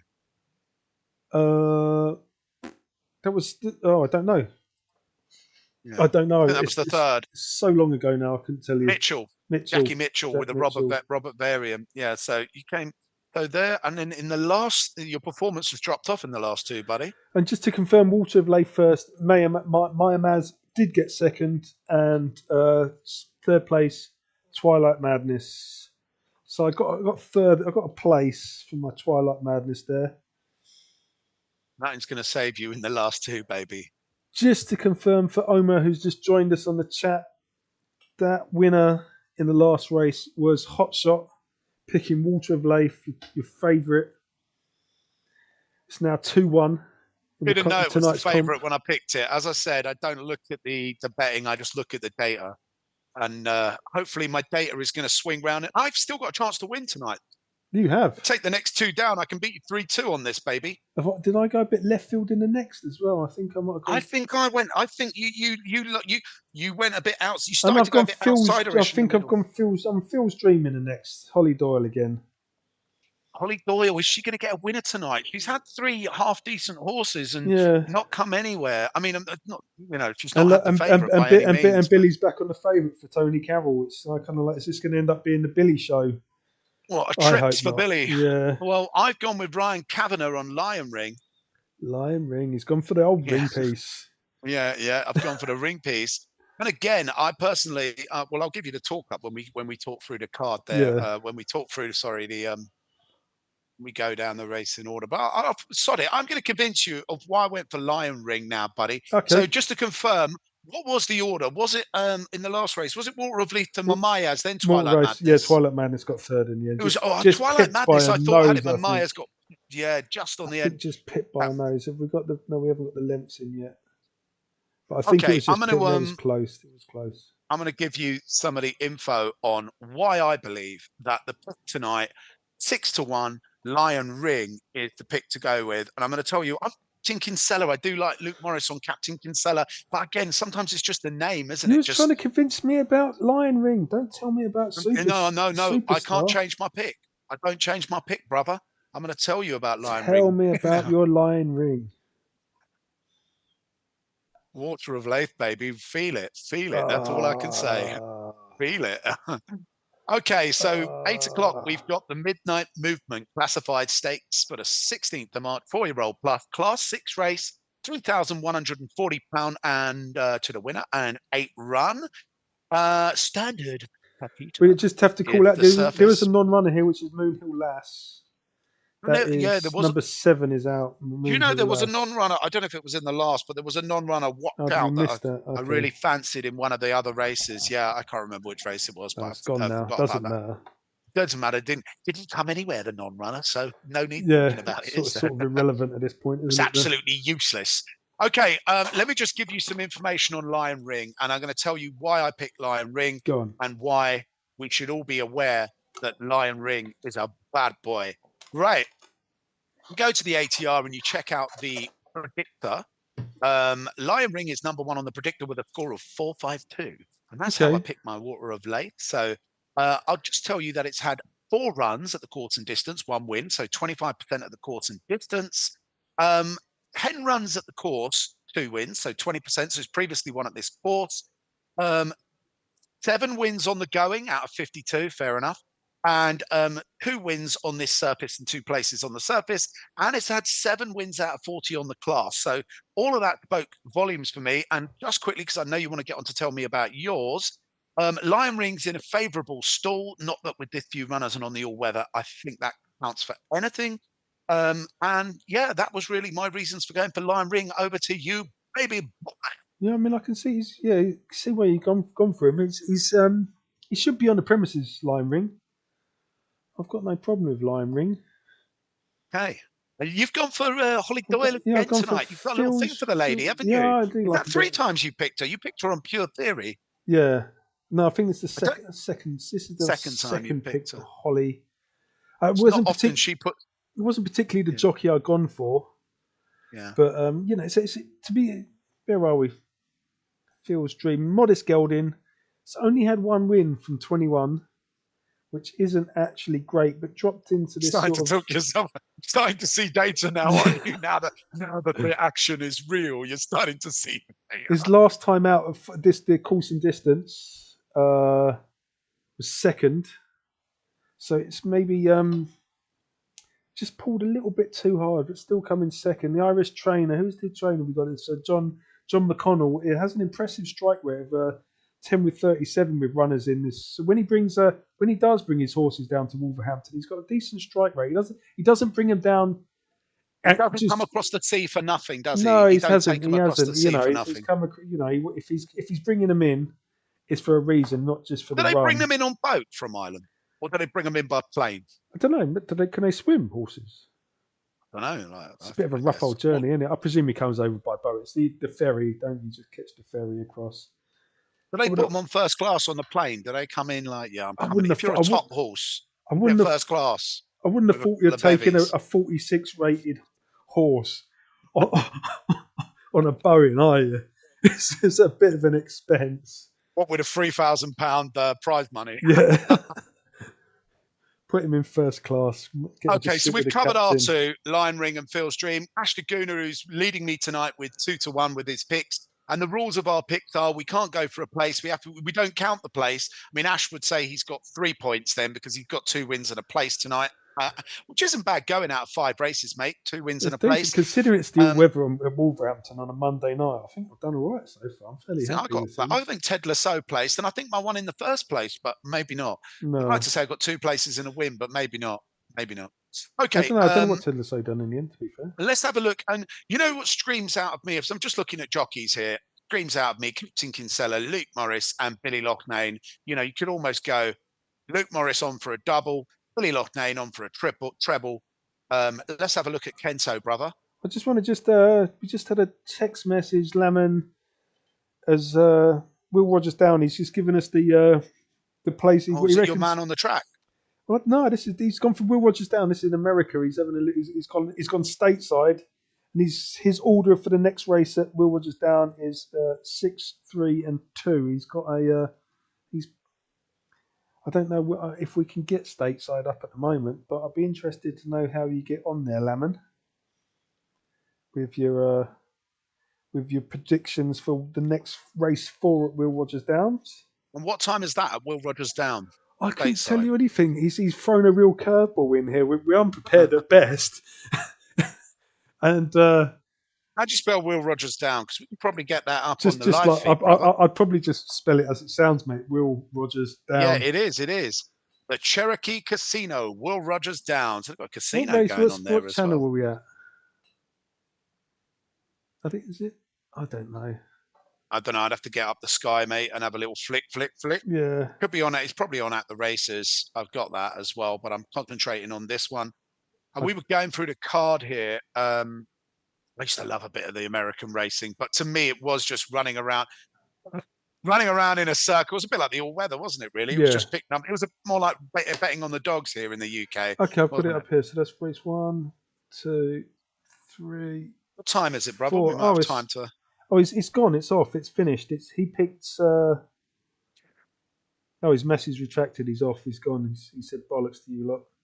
He said I think he had 6-2 and it's come out number 1 has won that race anyway. So he doesn't look the genius that he looked when he first put the message up. No, thanks for commenting. We appreciate the Thanks message. for commenting. We appreciate it. Sorry for our sloppiness. Well, at some point we'll have multiple screens and we'll be able to cover all the races simultaneously. But right now, currently we're not.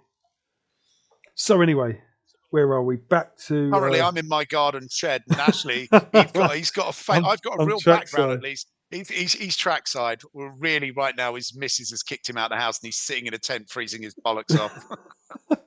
I just got a green screen and next to a wheelie bin. Okay, right. I'm going to have a little butcher's hook at Kento, brother. Yep. What I want to tell you about Kento is course and distance, 40%. Have a sniff of that. Wow. Although not really big data. 5 races, 2 wins. So but not quite the same as if you'd had 10 races and 4 wins. But 8 runs at the course, 2 wins, 3 places. And the distance, 15 runs, 2 wins, 4 places. So not too bad. Cheek pieces on, 2 wins with the cheek pieces. What about the surface? Also runs well on the surface and the class. Yeah, it ticks all the boxes. Yeah, so Class, surface, leaning on headgear. these terms, he's definitely got leading claims, and obviously Lockney in the saddle in the plate, who's already had 1 or 2 winners today.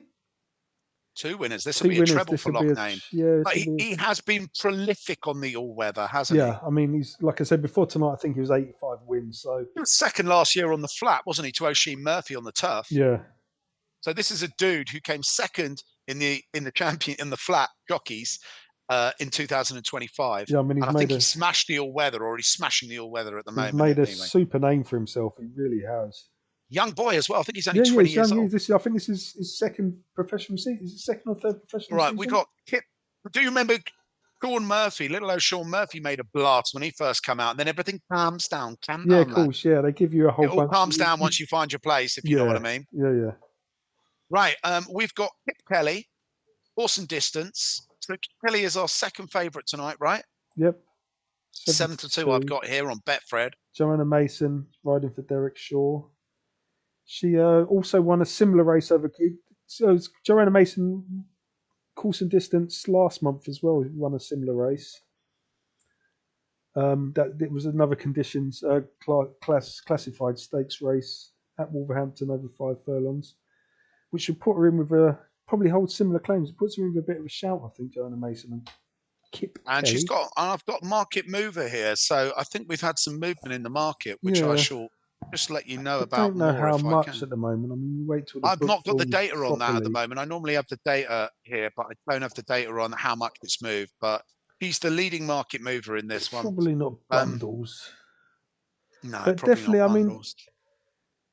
I mean, it's got a solid each way chance, which represents the price because they're only giving you 7-2, the bastards. What would you get on each way for her, Kelly? Well, you get 1/5 of the odds, and you're 7-2, so you're not getting your money back. If maybe if you'd be better off just hitting the place rather than the each way. But it's got a chance. It's definitely got a chance. Like I say, won a similar event in Wolverhampton back on the 13th. Now we've already covered your pick, Phil's Dream, and we've covered Lion Ring. So let's have a little look at the Sniper facing a double tonight. Can he level with Loughlane? I'm not sure about the draw. I think he's in 8 in the draw, which means he's on the outside. What kind of race is? What's the distance we're going here? 5 furlongs. Furlongs. I don't know if you want to be on the outside there. No, he's really going to have to blast out the boxes to actually stand. Yeah, because he's one at the surface, he's one at the going, and he's one at the distance, and he's a beaten favourite last time out. So, but the draw doesn't favour him. His claims again is he's going to first time tongue tie as well, tongue straps on for the first time. So they've obviously decided he needs a little my pick, Lion Ring and Phil's Dream are 1, 2, and 3 on the draw on the inside there. If they can get a good start, we're going to be in a head-to-head. I feel Lion Ring and Phil's Dream with Pento, obviously, Billy Loughnane. But we've got a good draw for both of our picks tonight. Yeah. And what about second collection? Let's have a little butchers at second collection, shall we? I don't know who the apprentice is. Myla Copkins claiming 7 for Tony Carroll. I don't know what her form is. Modest Mare, 3-time course and distance winner, to be fair. But she's a 10-year-old quirky veteran. And, her style of running is always reliant on some sort of good luck. Landed a 5th win here, going over course and distance for Myla Copkins last month, actually.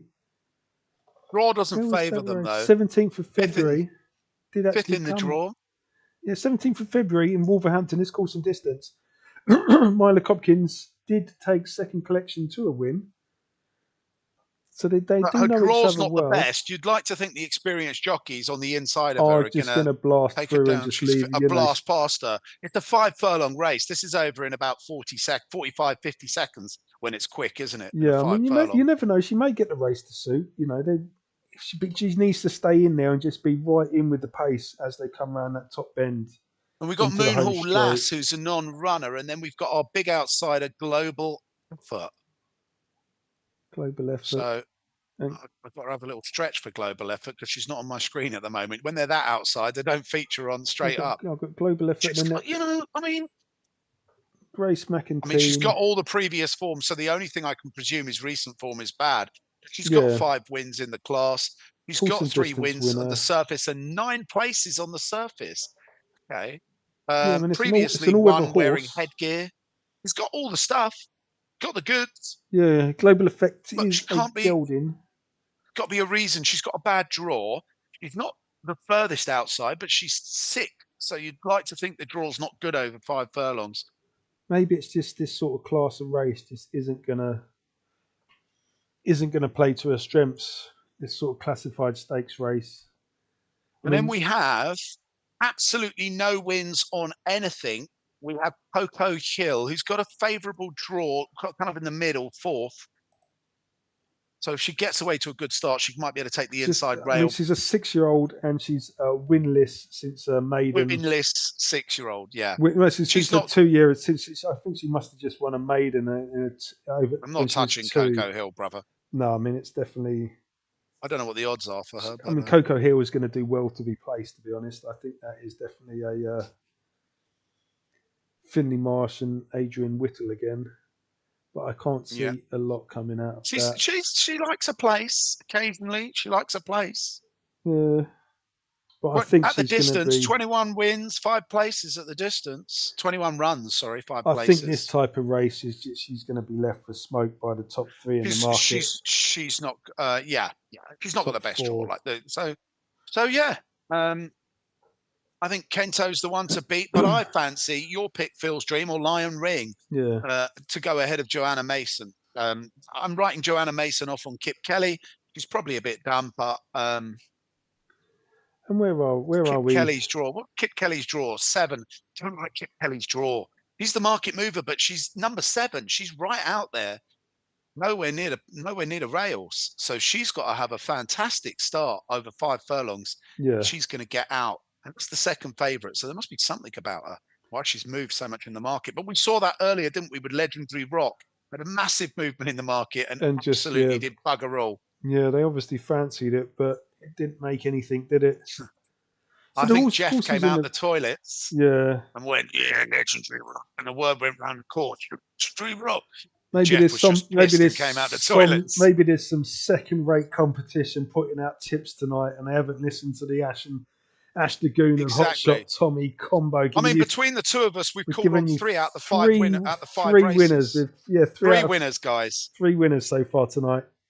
How often do you get that on the all-weather Wolverhampton on a Monday night? Absolutely. It's looking really gloomy behind you there at Wolverhampton, brother. What, here? Yeah, it's looking pretty gloomy at Wolverhampton, bro. Obviously, the floodlights. Clouds are in the dark. They've got the lights on. It's chilly as well. It's proper chilly now. Yeah. Yeah, I was thinking of putting a hat on. Has your piece turned into a belly button or what? Pretty much. There ain't a lot of it. There ain't a lot of it at the best of times. Let alone it's chilly. Now, the important thing is, I think you're calling this. I don't fancy. I think you might have to call the last 2 because the field's starting to get bigger. I only like to call it when it's short. Yeah, I know. You know, little Tom, Tiny Ash Tom, go for the Tiny big Tommy bowl. and I. So they're in the parade ring. Stick around with us. Yeah, go on. Sorry, brother. Yeah, sorry. You're in the parade ring, just walking around. Nothing much is happening at the moment.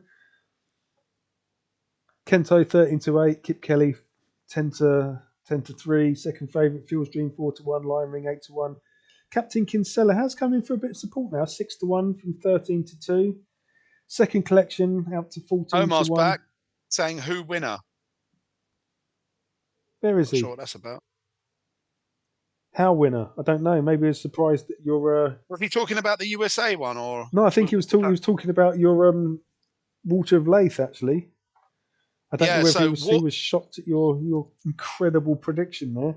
What can I say, brother? Water of Leith picked it out. Ash Dagoon picked out 2 winners tonight. So Ash Dagoon was on Moberly Rose, which was a nice winner for you. Was that 3-1 or 4-1? I think it's 3 or 4-1, and absolutely levelled. Absolute the red hot favourite. And Magnitude in the first wasn't bad. What was she? 11 to. It was even. I think it went off Evans money at the end. No, it was Evans Magnitude. Yeah, so Ash Dagoon's had a evens and a 3 or 4 to 1. And also he's placed, and your place was quite nice as well, I Yeah, it think. was a decent price The place, Alistair wasn't it? Rawlings on board with Yeah. Twilight. I think it was 8 to 1 or 9 to 1, wasn't it? It was a decent shout, decent squeak. So there you go. Looking good. And tonight for the next race, I'm on Lion Ring with Brian Kavanagh on board, an 8 to 1 shot. So if this comes in, you'll be absolutely well And chuffed. I've gone And Ashley's on Phil's board with, Dream, Holly Doyle, 4 to 1 tickle. he needs Holly Doyle to come through for him. These Holly And Doyle they're to have not a winner tonight. We need Billy Lockney just to take his foot off the fall off the accelerator a horse. touch now because he's getting boring. Yeah, with because Billy he's on show. for a treble here, Billy Loughnane. And of Yeah. course, Captain Kinsella, Luke Morris, You never not got a know. favourable draw. He Terrible draw hasn't. for a 5 furlong.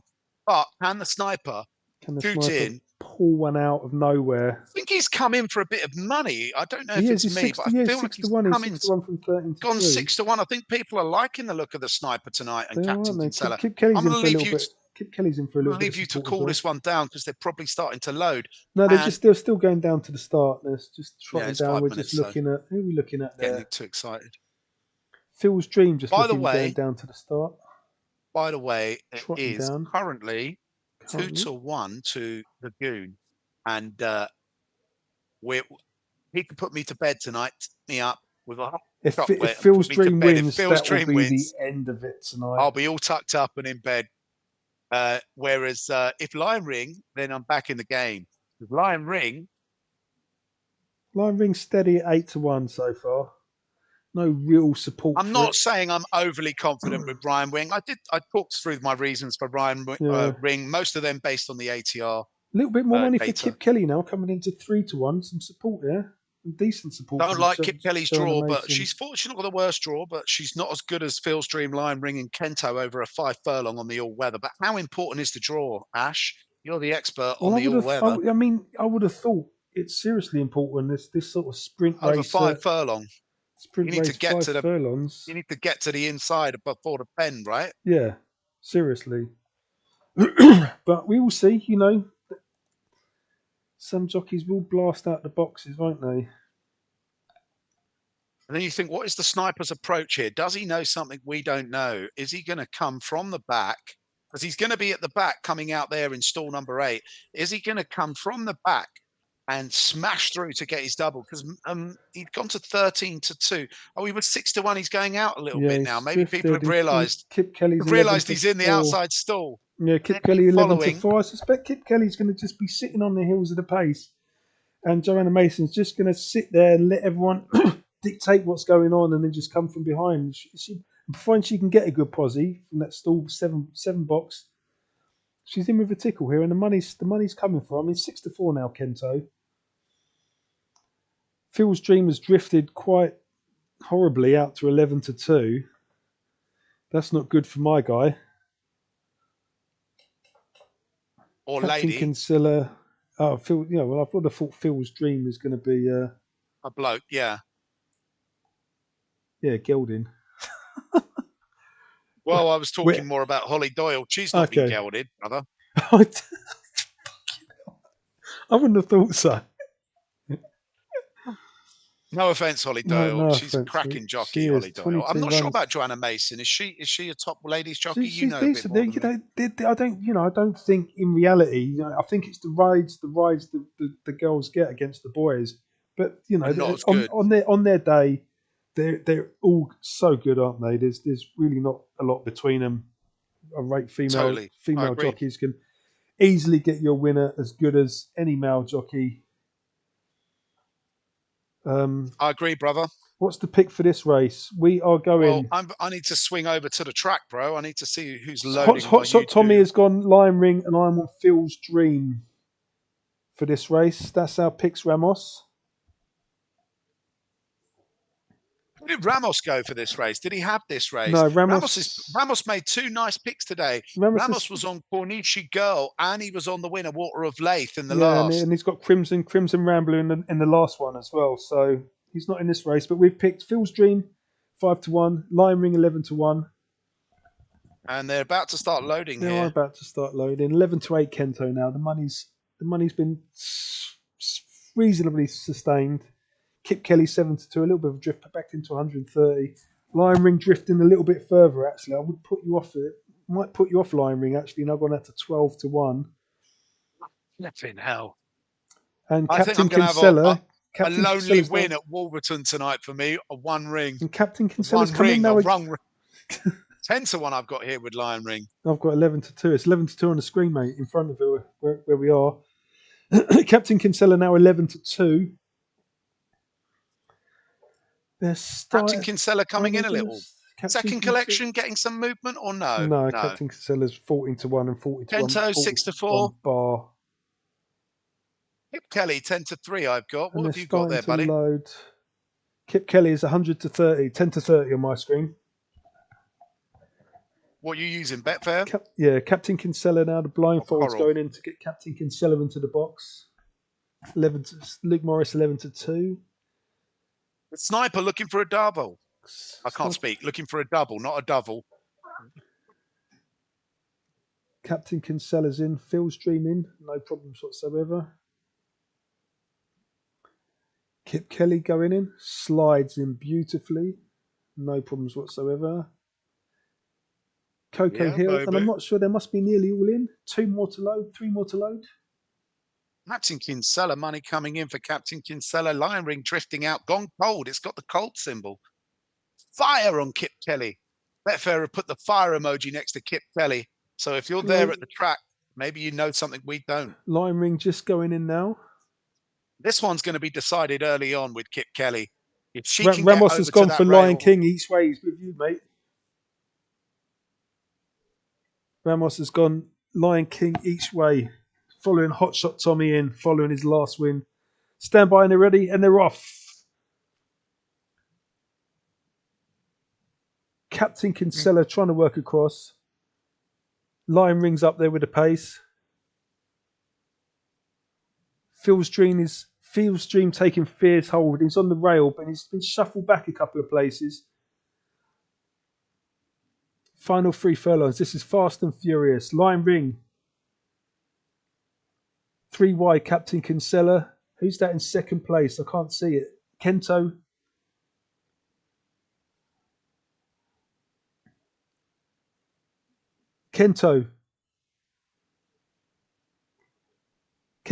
Here comes Phil's Dream, I think. Phil's Dream up the inside. Travelling absolutely powerful. Putting it to Kento. Phil's Dream is going to win this. Phil's Dream. Hang on, who's that coming on the outside? I don't think Phil's Dream. Kip Kelly's just not going to get there. Phil's Dream. Kip Kelly. The Goon takes a hat trick. Second collection. Sorry, Ramos. You should have gone for the Goon, mate. Next time. Hopefully I'll repay your faith the next time. Triple for the Goon tonight, and that's a big win for you tonight, Phil's bro. Dream by about a length and a half to. It was a good, solid win. Kip Kelly, and then number 4, Kento by about another length. I worried with Kip Kelly. She didn't have the draw, and it showed. She didn't have the rail, and it showed. Yeah. You know, and it really did show. I mean, Lion Ring was up there early on, but just wore out. Put the rail early on, wore out, and it's a big winner for you there. Was that 4-1, 5-2? Yeah, I mean, Phil's Dream took the rail from the off. He had the number 1 box. So it must have been about. I think they won off at 4-1. I think 4-1. So that's nice. The Goons picked up a 3-1, a 4-1, and an evens tonight. So if you're following the Goon, he's had 3 out of 6, 50% win record. Absolutely smashing it at Wolverhampton tonight. I have to give you a clap. And Holly Doyle's come good for you, bro. Even she let you down on pure theory, but. So tell us, what were the places, brother? Hang on, I'm just going to... Put your cock away. I know you're excited, but come on. You've had 3 wins. I mean, I am absolutely ecstatic. Okay, I can go with the 3. So we've got Kento, Kip Kelly, and Phil's Dream all in. Phil's Dream to Kip Kelly. Where was Kento? Kento looked like Kento looked like making a move at one point, and then Kip Kelly came up on the outside. Yeah, and Kip Kelly just stole second place. But Phil's Dream just got hustled back a little bit at the start, but kept his. So it was the top 3. Yeah, it was the top 3 here. It was the top 3. If you had your tri-cast every which way, then you would have got that. Yeah, it was the top 3. Yeah, Phil's Dream by probably about a length and a half, 2 lengths there. Kip Kelly, and then another half length down to Ramos. Oh, well done, Lovely brother. stuff. Well done. Well done. The Goon. 3-1. The Goon takes it. Goon. 5-1. 5-1 feels dreaming off in the end. All right, so you need to tell everybody what you've had 3 winners so far that you picked. What was your reasoning? Yeah, I know. What was your reasoning behind your Phil Stream pick? What was your core reason? You had a reason. I had a reason. Was it gut, or what data swung it for you? Obviously, there's lots of data coming together in horse racing. Tons of data. I don't know. Was it one particular piece? I do my research. What was it? I do my research before the race, and I don't have any information left now.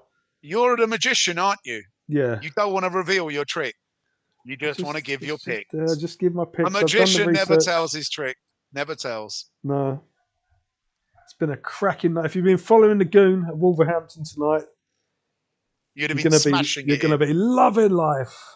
And this little punk is going to release a little video later this week to rub this in with his winners. Back of the Already net. released his short. If you subscribe to the channel and you've got on the Goon's picks, he made a short today. Just this morning, he released his picks. And if you followed his picks, you would be definitely positive level stakes right now, because he's picked 3 out of bloody 6 winners. So happy days. Happy days. And a place. We had a place as well with you had a place as well. So 3 wins and a place so far for his 4 call-ons. So well done to him. Decent stuff.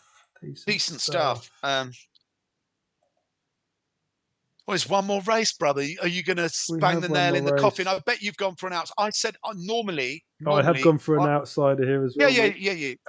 Brother.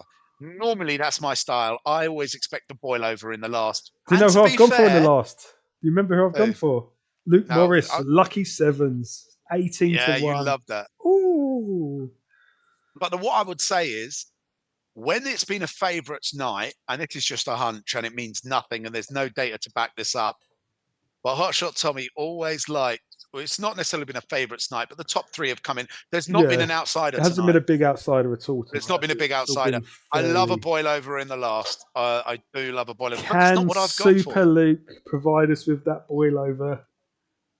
You scumbag. I'm not going to live this down until the next one. So look at it, beaming as well, ear to ear at the moment.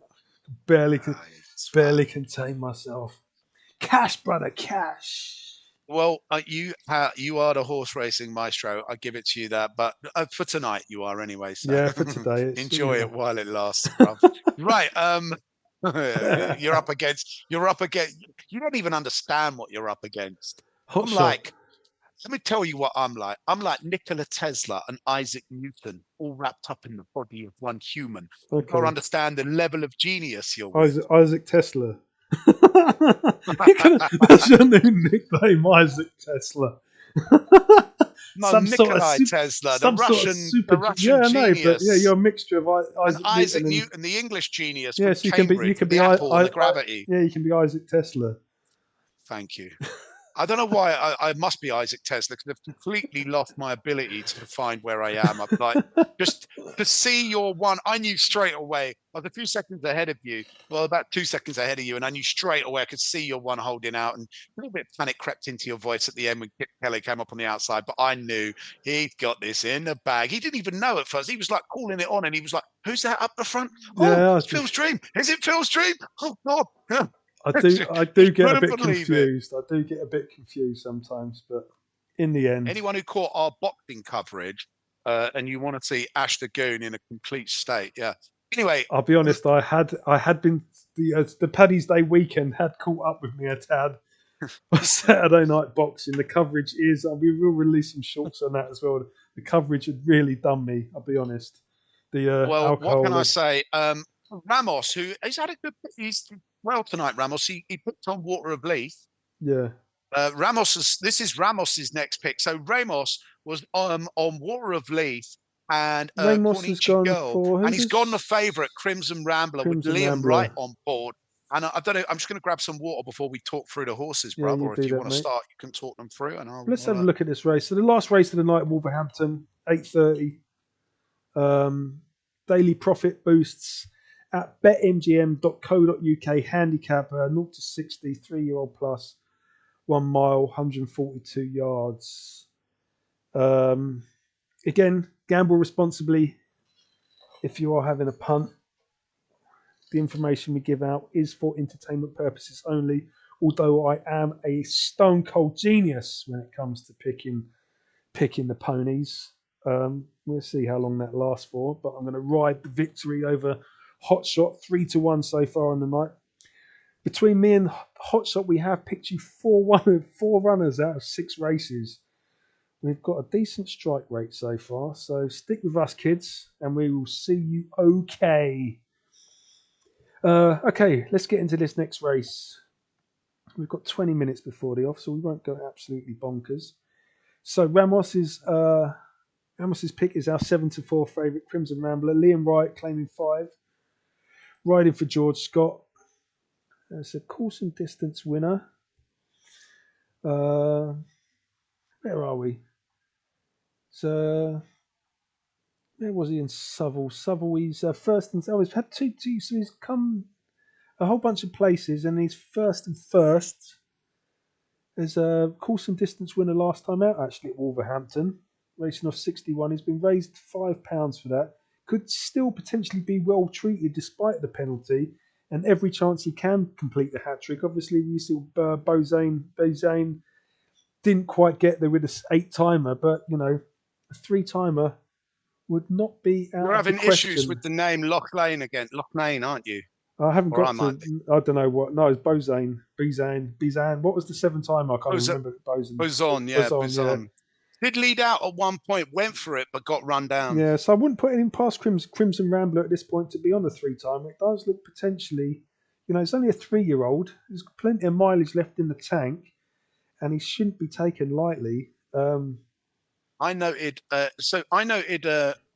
down, obviously, Crown the Future is my pick with William Carthen on board at 8-1. But Curricular Dancer drew my attention, really, when I was looking at these. Curricular Dancer, second favourite at 9-4.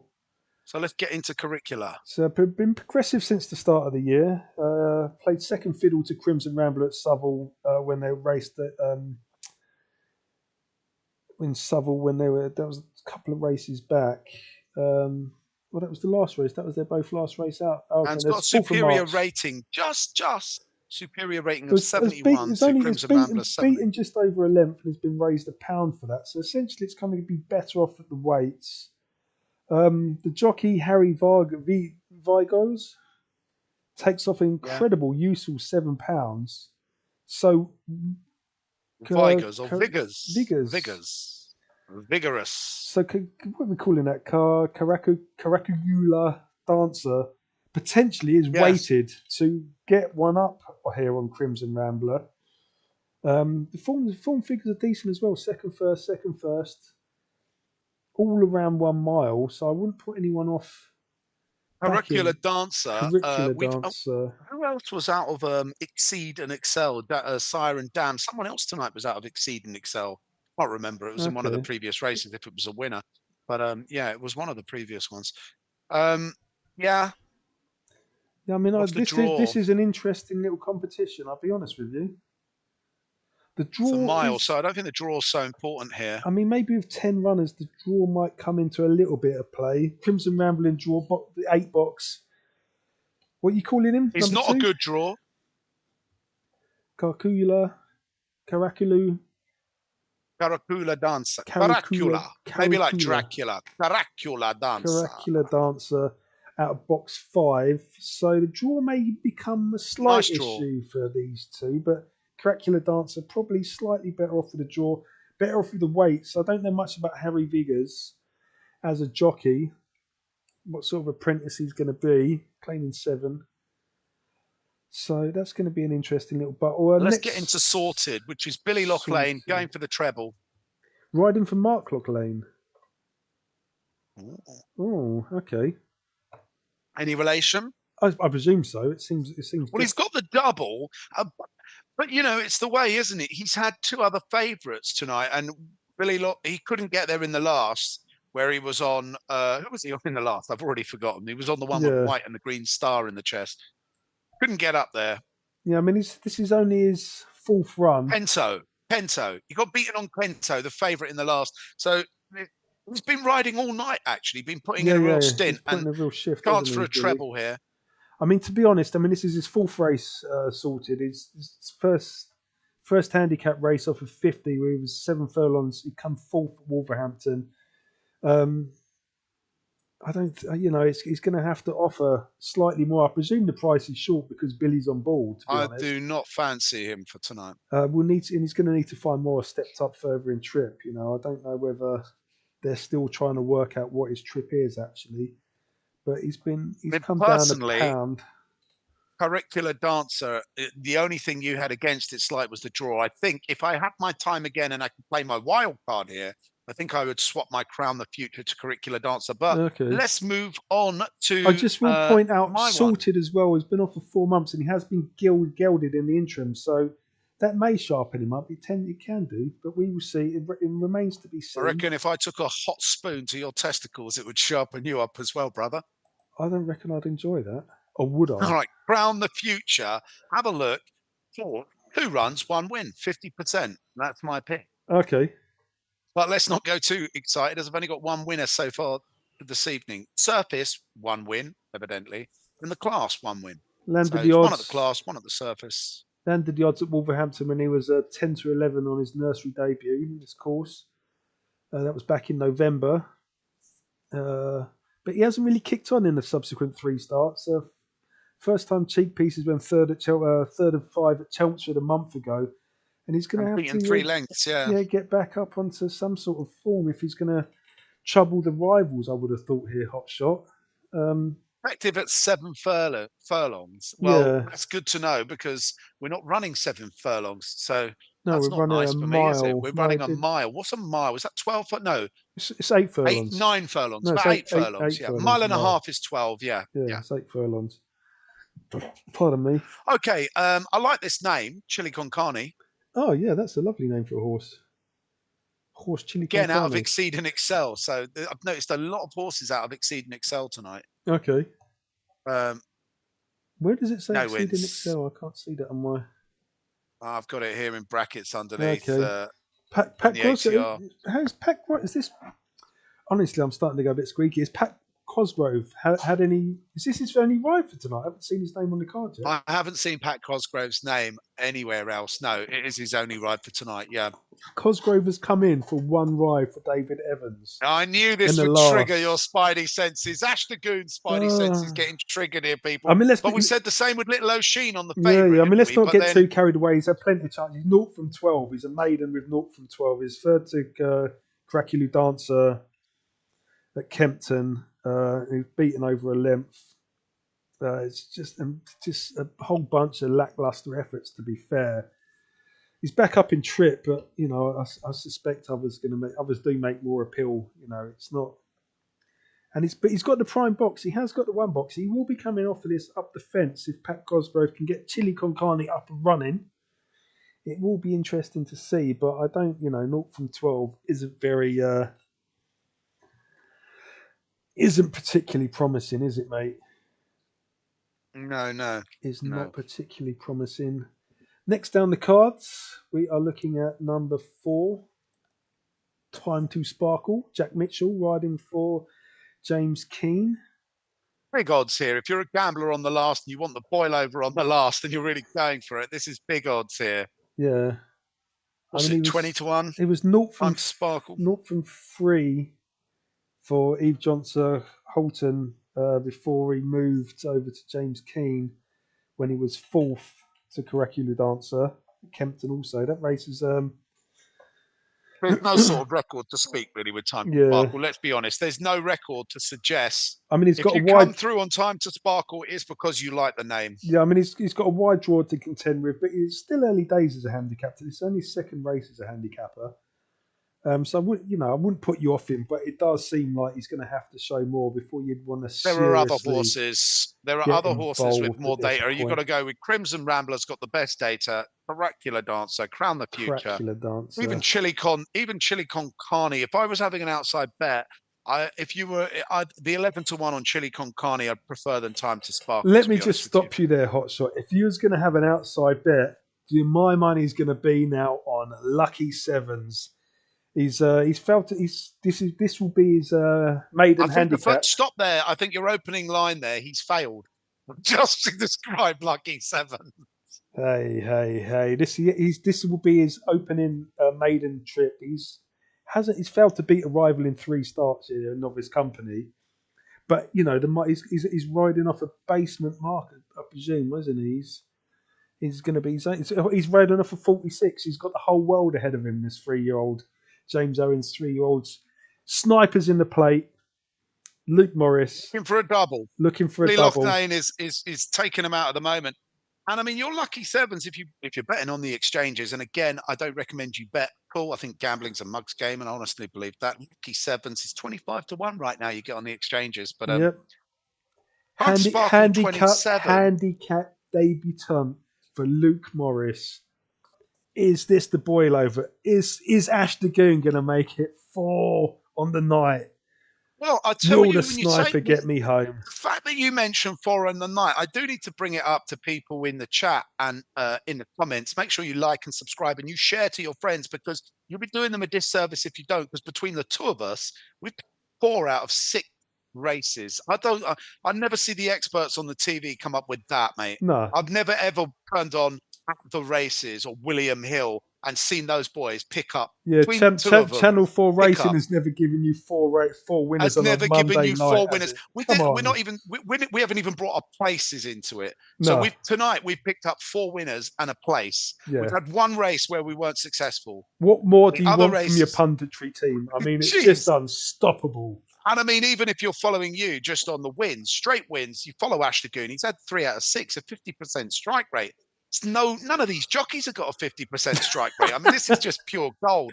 But I have to say, we've Who's that got little market Jace? movement on Lucky Sevens. I don't know if you're having an influence here, but if you are, its arse has fallen out and no one is backing Lucky Sevens. No one's listening to Ash Dagoon here. Listen, ignore me at your peril at this point. Ash Dagoon, Lucky Sevens. I can honestly say that I don't have dog shit here in my house, but if I did, I'd eat a pile of dog shit if Lucky Sevens comes in. I actually completely disagree with you. Lucky Sevens has. If Lucky Sevens comes in, will you tongue punch your Chihuahua's ring piece? No, I will not tongue punch my Chihuahua's ring piece, because as much as I think I'm trying to just express. I'm trying to express that, and it really won't, but I'm trying to, and it'll also get me arrested. That's abuse and bestiality, and it's not something we condone here on V Sports Entertainment. But what I will express is my reason for saying I would even eat dog shit is that I really, really, really disagree with your pick here. And I know you've gone for the boil over and you're having a bit of fun. You've pulled in 3 winners, but let's just pretend you weren't going for the boil over and you're giving me a serious pick. If I was giving you a serious pick, I'm probably going to go Crimson Rambler. I mean, I would go Curricular Dancer if I could play my Curricular Dancer. Now, Curricular Dancer. I'm with Crown the Future. I mean, but probably Crimson Dancer. It seems like the most progressive horse in the race, to be fair. Now, Crimson Dancer. we haven't reviewed, and I just need to get my charger because we've got a Hazy Cosmic Jane. Hazy Comic 3. Jane. Cosmic. I like the sound of that for the boil over as well. I love the sound of David Hazy Probert. Comic Jane. Probing and penetrating. He's been off 5 months. He's been off 5 months since his last race back in October, when he was 8 from 8 at Kempton. You know, they was absolutely pwned into the ground in Kempton in his last race. He was on board when he was riding at Kempton. That was Kieran O'Neill. He's an 8 race maiden. He hasn't shown a lot. Headgear's now been removed. He did have a blinker on, but he hasn't shown a lot. You know, he's a couple of little places, but nothing that would really get you too excited. And 28-1 probably sums up his chances. What's Hotshot doing over there? He's got his Derby out. He's lost control, to be fair. He's got his bins back on. He needs his bins to see how bad things are really getting over here. I'm back. Hello, mate. I had to get the charger in, mate. The phone's completely died. I've lost all contact with Ben's at the track. And we're just having a look at 7 minutes. hazy cosmic. Oh, yeah. I fancy now. If really? I was in my gambling Naught days, from 8, mate. Naught from 8. 5 months off and naught from 8. Look at the odds for Butcher's Hut. Yeah, I mean it's at 28 to 1 for a reason. And then number eight is the outside of the lot. No, we haven't got laser luck. No, we've got laser luck after that. No, that's number 7 with George Wood on board. You're getting I don't think not a lot to shout about. Not a lot to shout about at all. Either is there drop back in trip and seems Gemma Tutty. Yeah, Gemma Tutty. It seems unsuited by the emphasis on speed when you have 6 or 7 handicap debut at Lingfield. Raced again on 5th of March. He was 10th of 12 at Newcastle. Again, the price probably reflects what he's expecting to achieve, I suppose. 33 to 1 outsider. I wouldn't be getting too excited about Laser Luck. And then last one on the card is Pendlebury Fox. The Pendlebury Fox, William Payne.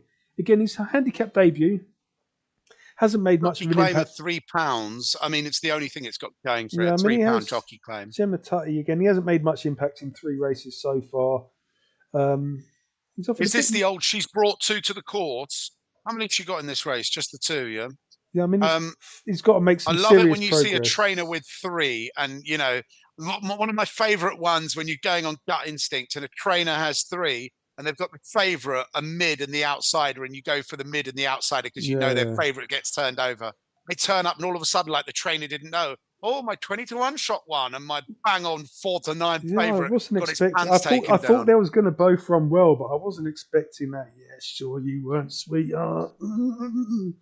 Well, Pendlebury Fox £3 claim, but does it really? Crimson Rambler with all the good things it's got going for it, the Pendlebury Fox got a £5 claim. Pendlebury Fox is going to have to find some phenomenal improvement to trouble the leading protagonist in this final one under the lights at Wolverhampton this evening. 2 fat G's bringing it to you. Caracular Dancer. I'd say it like Dracula. Caracular Dancer. £7 jockey claim. Is that going to make a difference on the all-weather, though, over a mile? Liam Wright claiming 5 on the favourite, though.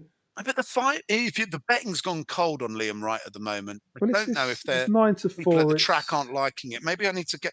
My thing is, I'm trying to charge my device down. So I can actually get some on footage, because maybe there's something that's been seen. It's just gone a little bit cold in the betting. In fact, we've got a new favourite, buddy.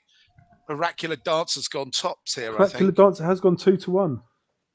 I did say if I could play a wild card, if we bring out the wild card system, I'd probably change my Crown of the Future to Caracular Dancer. But I'm going to stick with my 8 to 1 shot Crown of the Future because we don't have a wild card system. So what we do here is we stick with our pick. You have to. Grandma says, never change your mind, mate. Yeah, never change. Perhaps Caracular Dancer would be Caracular Dancer 2 to 1, Crimson Rambler 9 to 4, and then Sorted 15 to 2, Crown of the Future 7 to 1, Chili Con Carne 9s.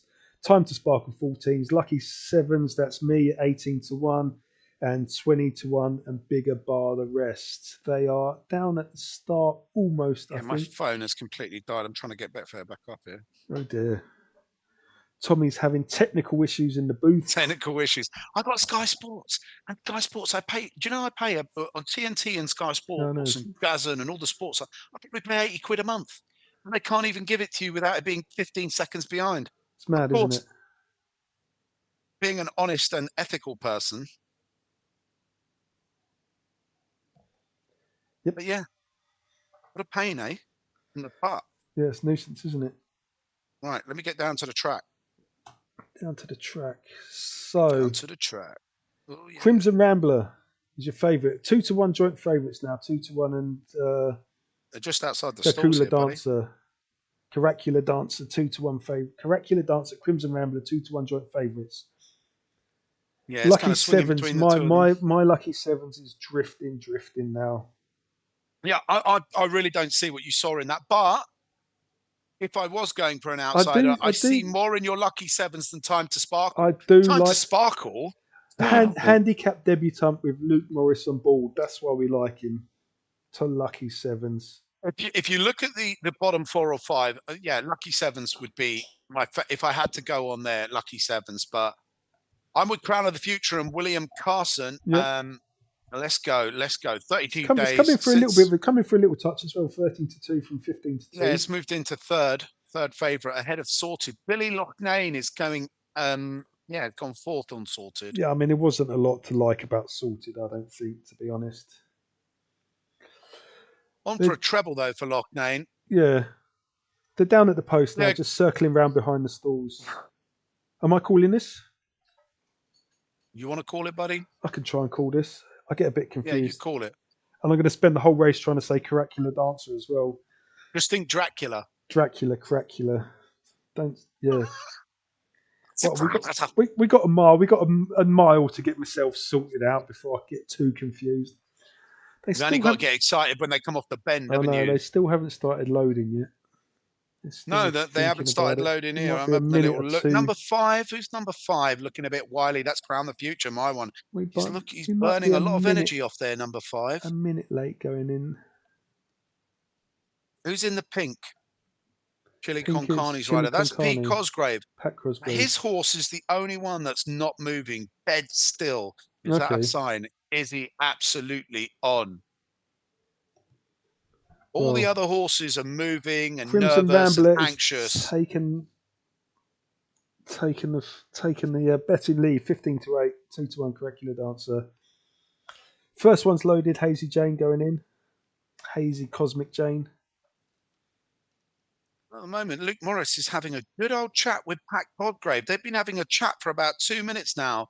Lucky Sevens, Luke Morris and Pat Cosgrave. What are they sorting out between themselves, those two? That's the Chili Con Carne rider and Luke Morris have been absolutely chatting. They're probably just having a little bit of a chit chat about what they're going to do tomorrow. That's what the normies would say. But those based individuals who are ahead of the game know what the real... Who's getting a little bit excited there? Who's that in the thing? Laser Luck? Is that Laser Luck getting a bit excited going in? I think they're going to put the hood on Laser Luck. He's not having a good day. He's not having fun. Not having it. Have they tried to finger up the backside yet, though? Not yet. I think they're going for the hood first, and they stick the finger in the naught just at the last. Carrot in the naught right at the end of that. Right, if it doesn't work, the carrot goes in the naught. Time to Sparkle has just picked up a little bit of support. Not a lot, but 14-1 from 18s. And still joint favourites. I want to get my second in here, but I'm not feeling confident. I'm not feeling 4 left to load. William Carson. Sorted still to come forward. Crimson Rambler. Time to Sparkle and Chili Con Carne. Sorted's just gone joint third favourite with Crown the Future. Sorted's gone in. Crimson Rambler back into the favourite. Back to the favourite. Confidence is coming in with Crimson Rambler. Time to Sparkle. Is that having issues? No. Who's going in now? Chili Con Carne and Time to Sparkle is going to be the last one to load. Cosgrave on the inside. Is he going to be able to hold the rail? Okay. Chili Con Carne is going to be the last one in. Pat Cosgrave. He's got the finger up the butt for Cosgrave. All in. Or his horse. Stand by. And they are off at Wolverhampton for the lucky last. Very slowly away was... Caracula Dancer is very slowly away. Very, very slowly. He's trailing the field by 2 or 3 lengths and he's under the pump to try and get any kind of response out of him. Crown the Future. Crown the Future is currently leading Chili Con Carne, who's up on the fence.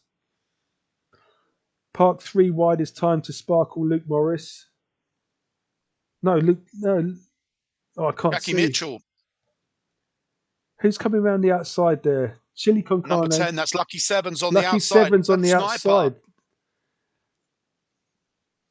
I can't see what's happening. R2 are in front. Crown the Future from Lucky Sevens. Top shot Tommy. Head and head with Ashley Goon. I've got to be honest, Time to Sparkle is looking really nicely poised. Time to Sparkle is looking last apart. Then Chili Con Carne just behind them on the fence, followed by Laser Luck.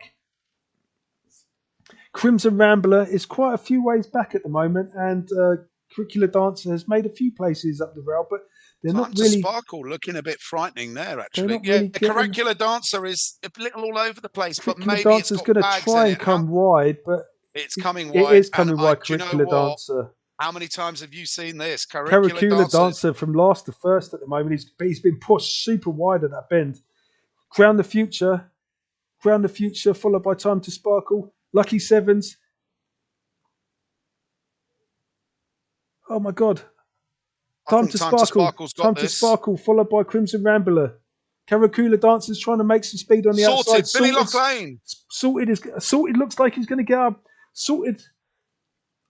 Time to Sparkle. Sorted. Time to No, Sparkle. Time Time to to Sparkle. Sparkle.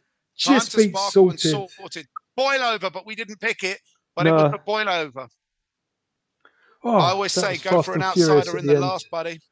Yeah, I mean, exchanges, yeah, it's there, isn't it? Time to Sparkle beats Sorted by a short head, and probably Was that Mitchell's second winner of the night? Didn't he Caracula drive Dancer one in for you? third by about a length. I think that might be a double for Mitchell. It might be. I think he won one for you That was earlier in the fast and night. furious at the end. I do get a bit lost. I need to practice calling them home. The exchanges still haven't quite convinced, but it does look like Time to Sparkle. It looked clear to me. It looked fairly clear. I think the that Time to exchanges. Sparkle has got Yeah. a big wart on the end of its nose. Look at that. What is that? Is that part of the tack? I don't know what it is. Unless it got it on the nod. The only thing is if Sorted got it on the nod, you know, as its head's going Yeah, I back. mean, I don't It think looked so. I mean, clear to no, I me think that they've Time to called. I think Sparkle they've got called up. it as Time to Sparkle. Yeah, it looked clear. It didn't look close, really. Yeah, Time to Sparkle and Curricula Dancer. Caracula Dancer may have just hung on for third there. It had to come all the way around the outside. It just left itself with too much to do, and it's confirmed. Oh, between the two of us, we called on 4 out of 7 wins. Time to Sparkle 16 to 1, Sorted 7 Did to 1. Lucky Sevens come third? Did you Luke Morris come third though? Caracula Dancer 2 to 1 come third. He left himself in a terrible position. I'd be really upset if I was on Curricular Dancer. Yeah, I'd be really upset. I mean, he's had to come off the rail and all the way round the whole field on the last bend. You know, you're not going to do that. I'd be pissed off. I'd be pissed off. Yeah, like he had the winning. I mean, it's the apprentice jockey Harry Virgo is here, isn't he? So, you know, it's maybe a little bit of an experience thing. Figures.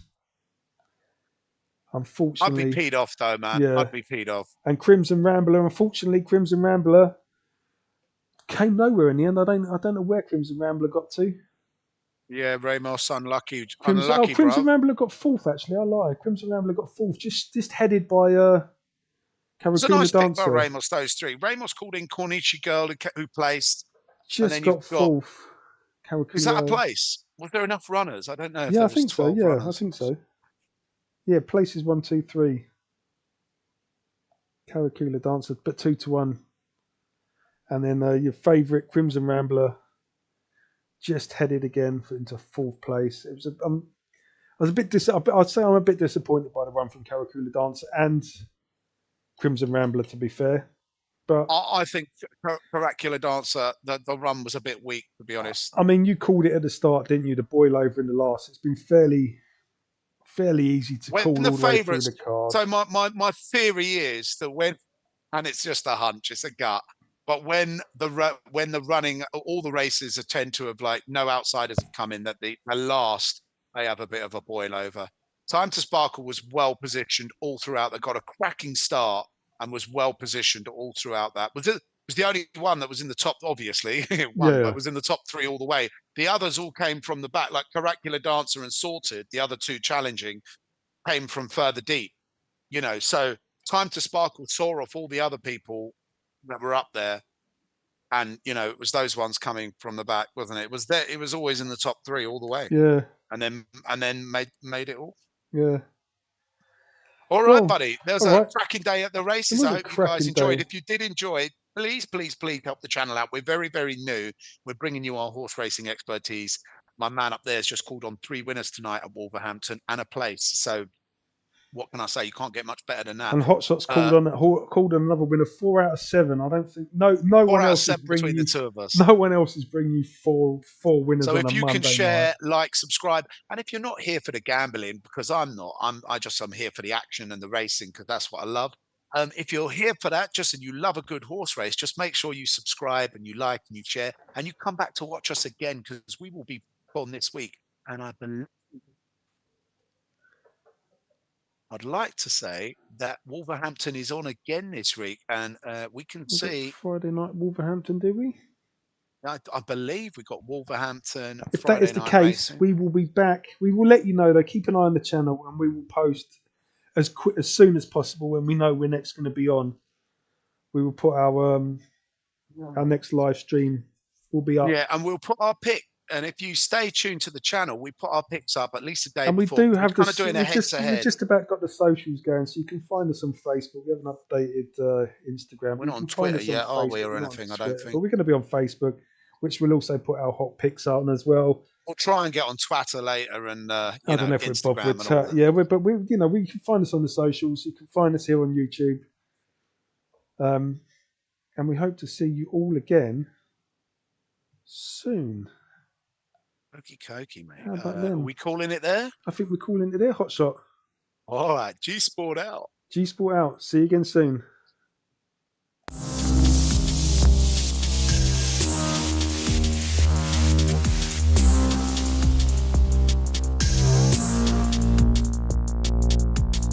finish the stream yet? Can I get the nipples out?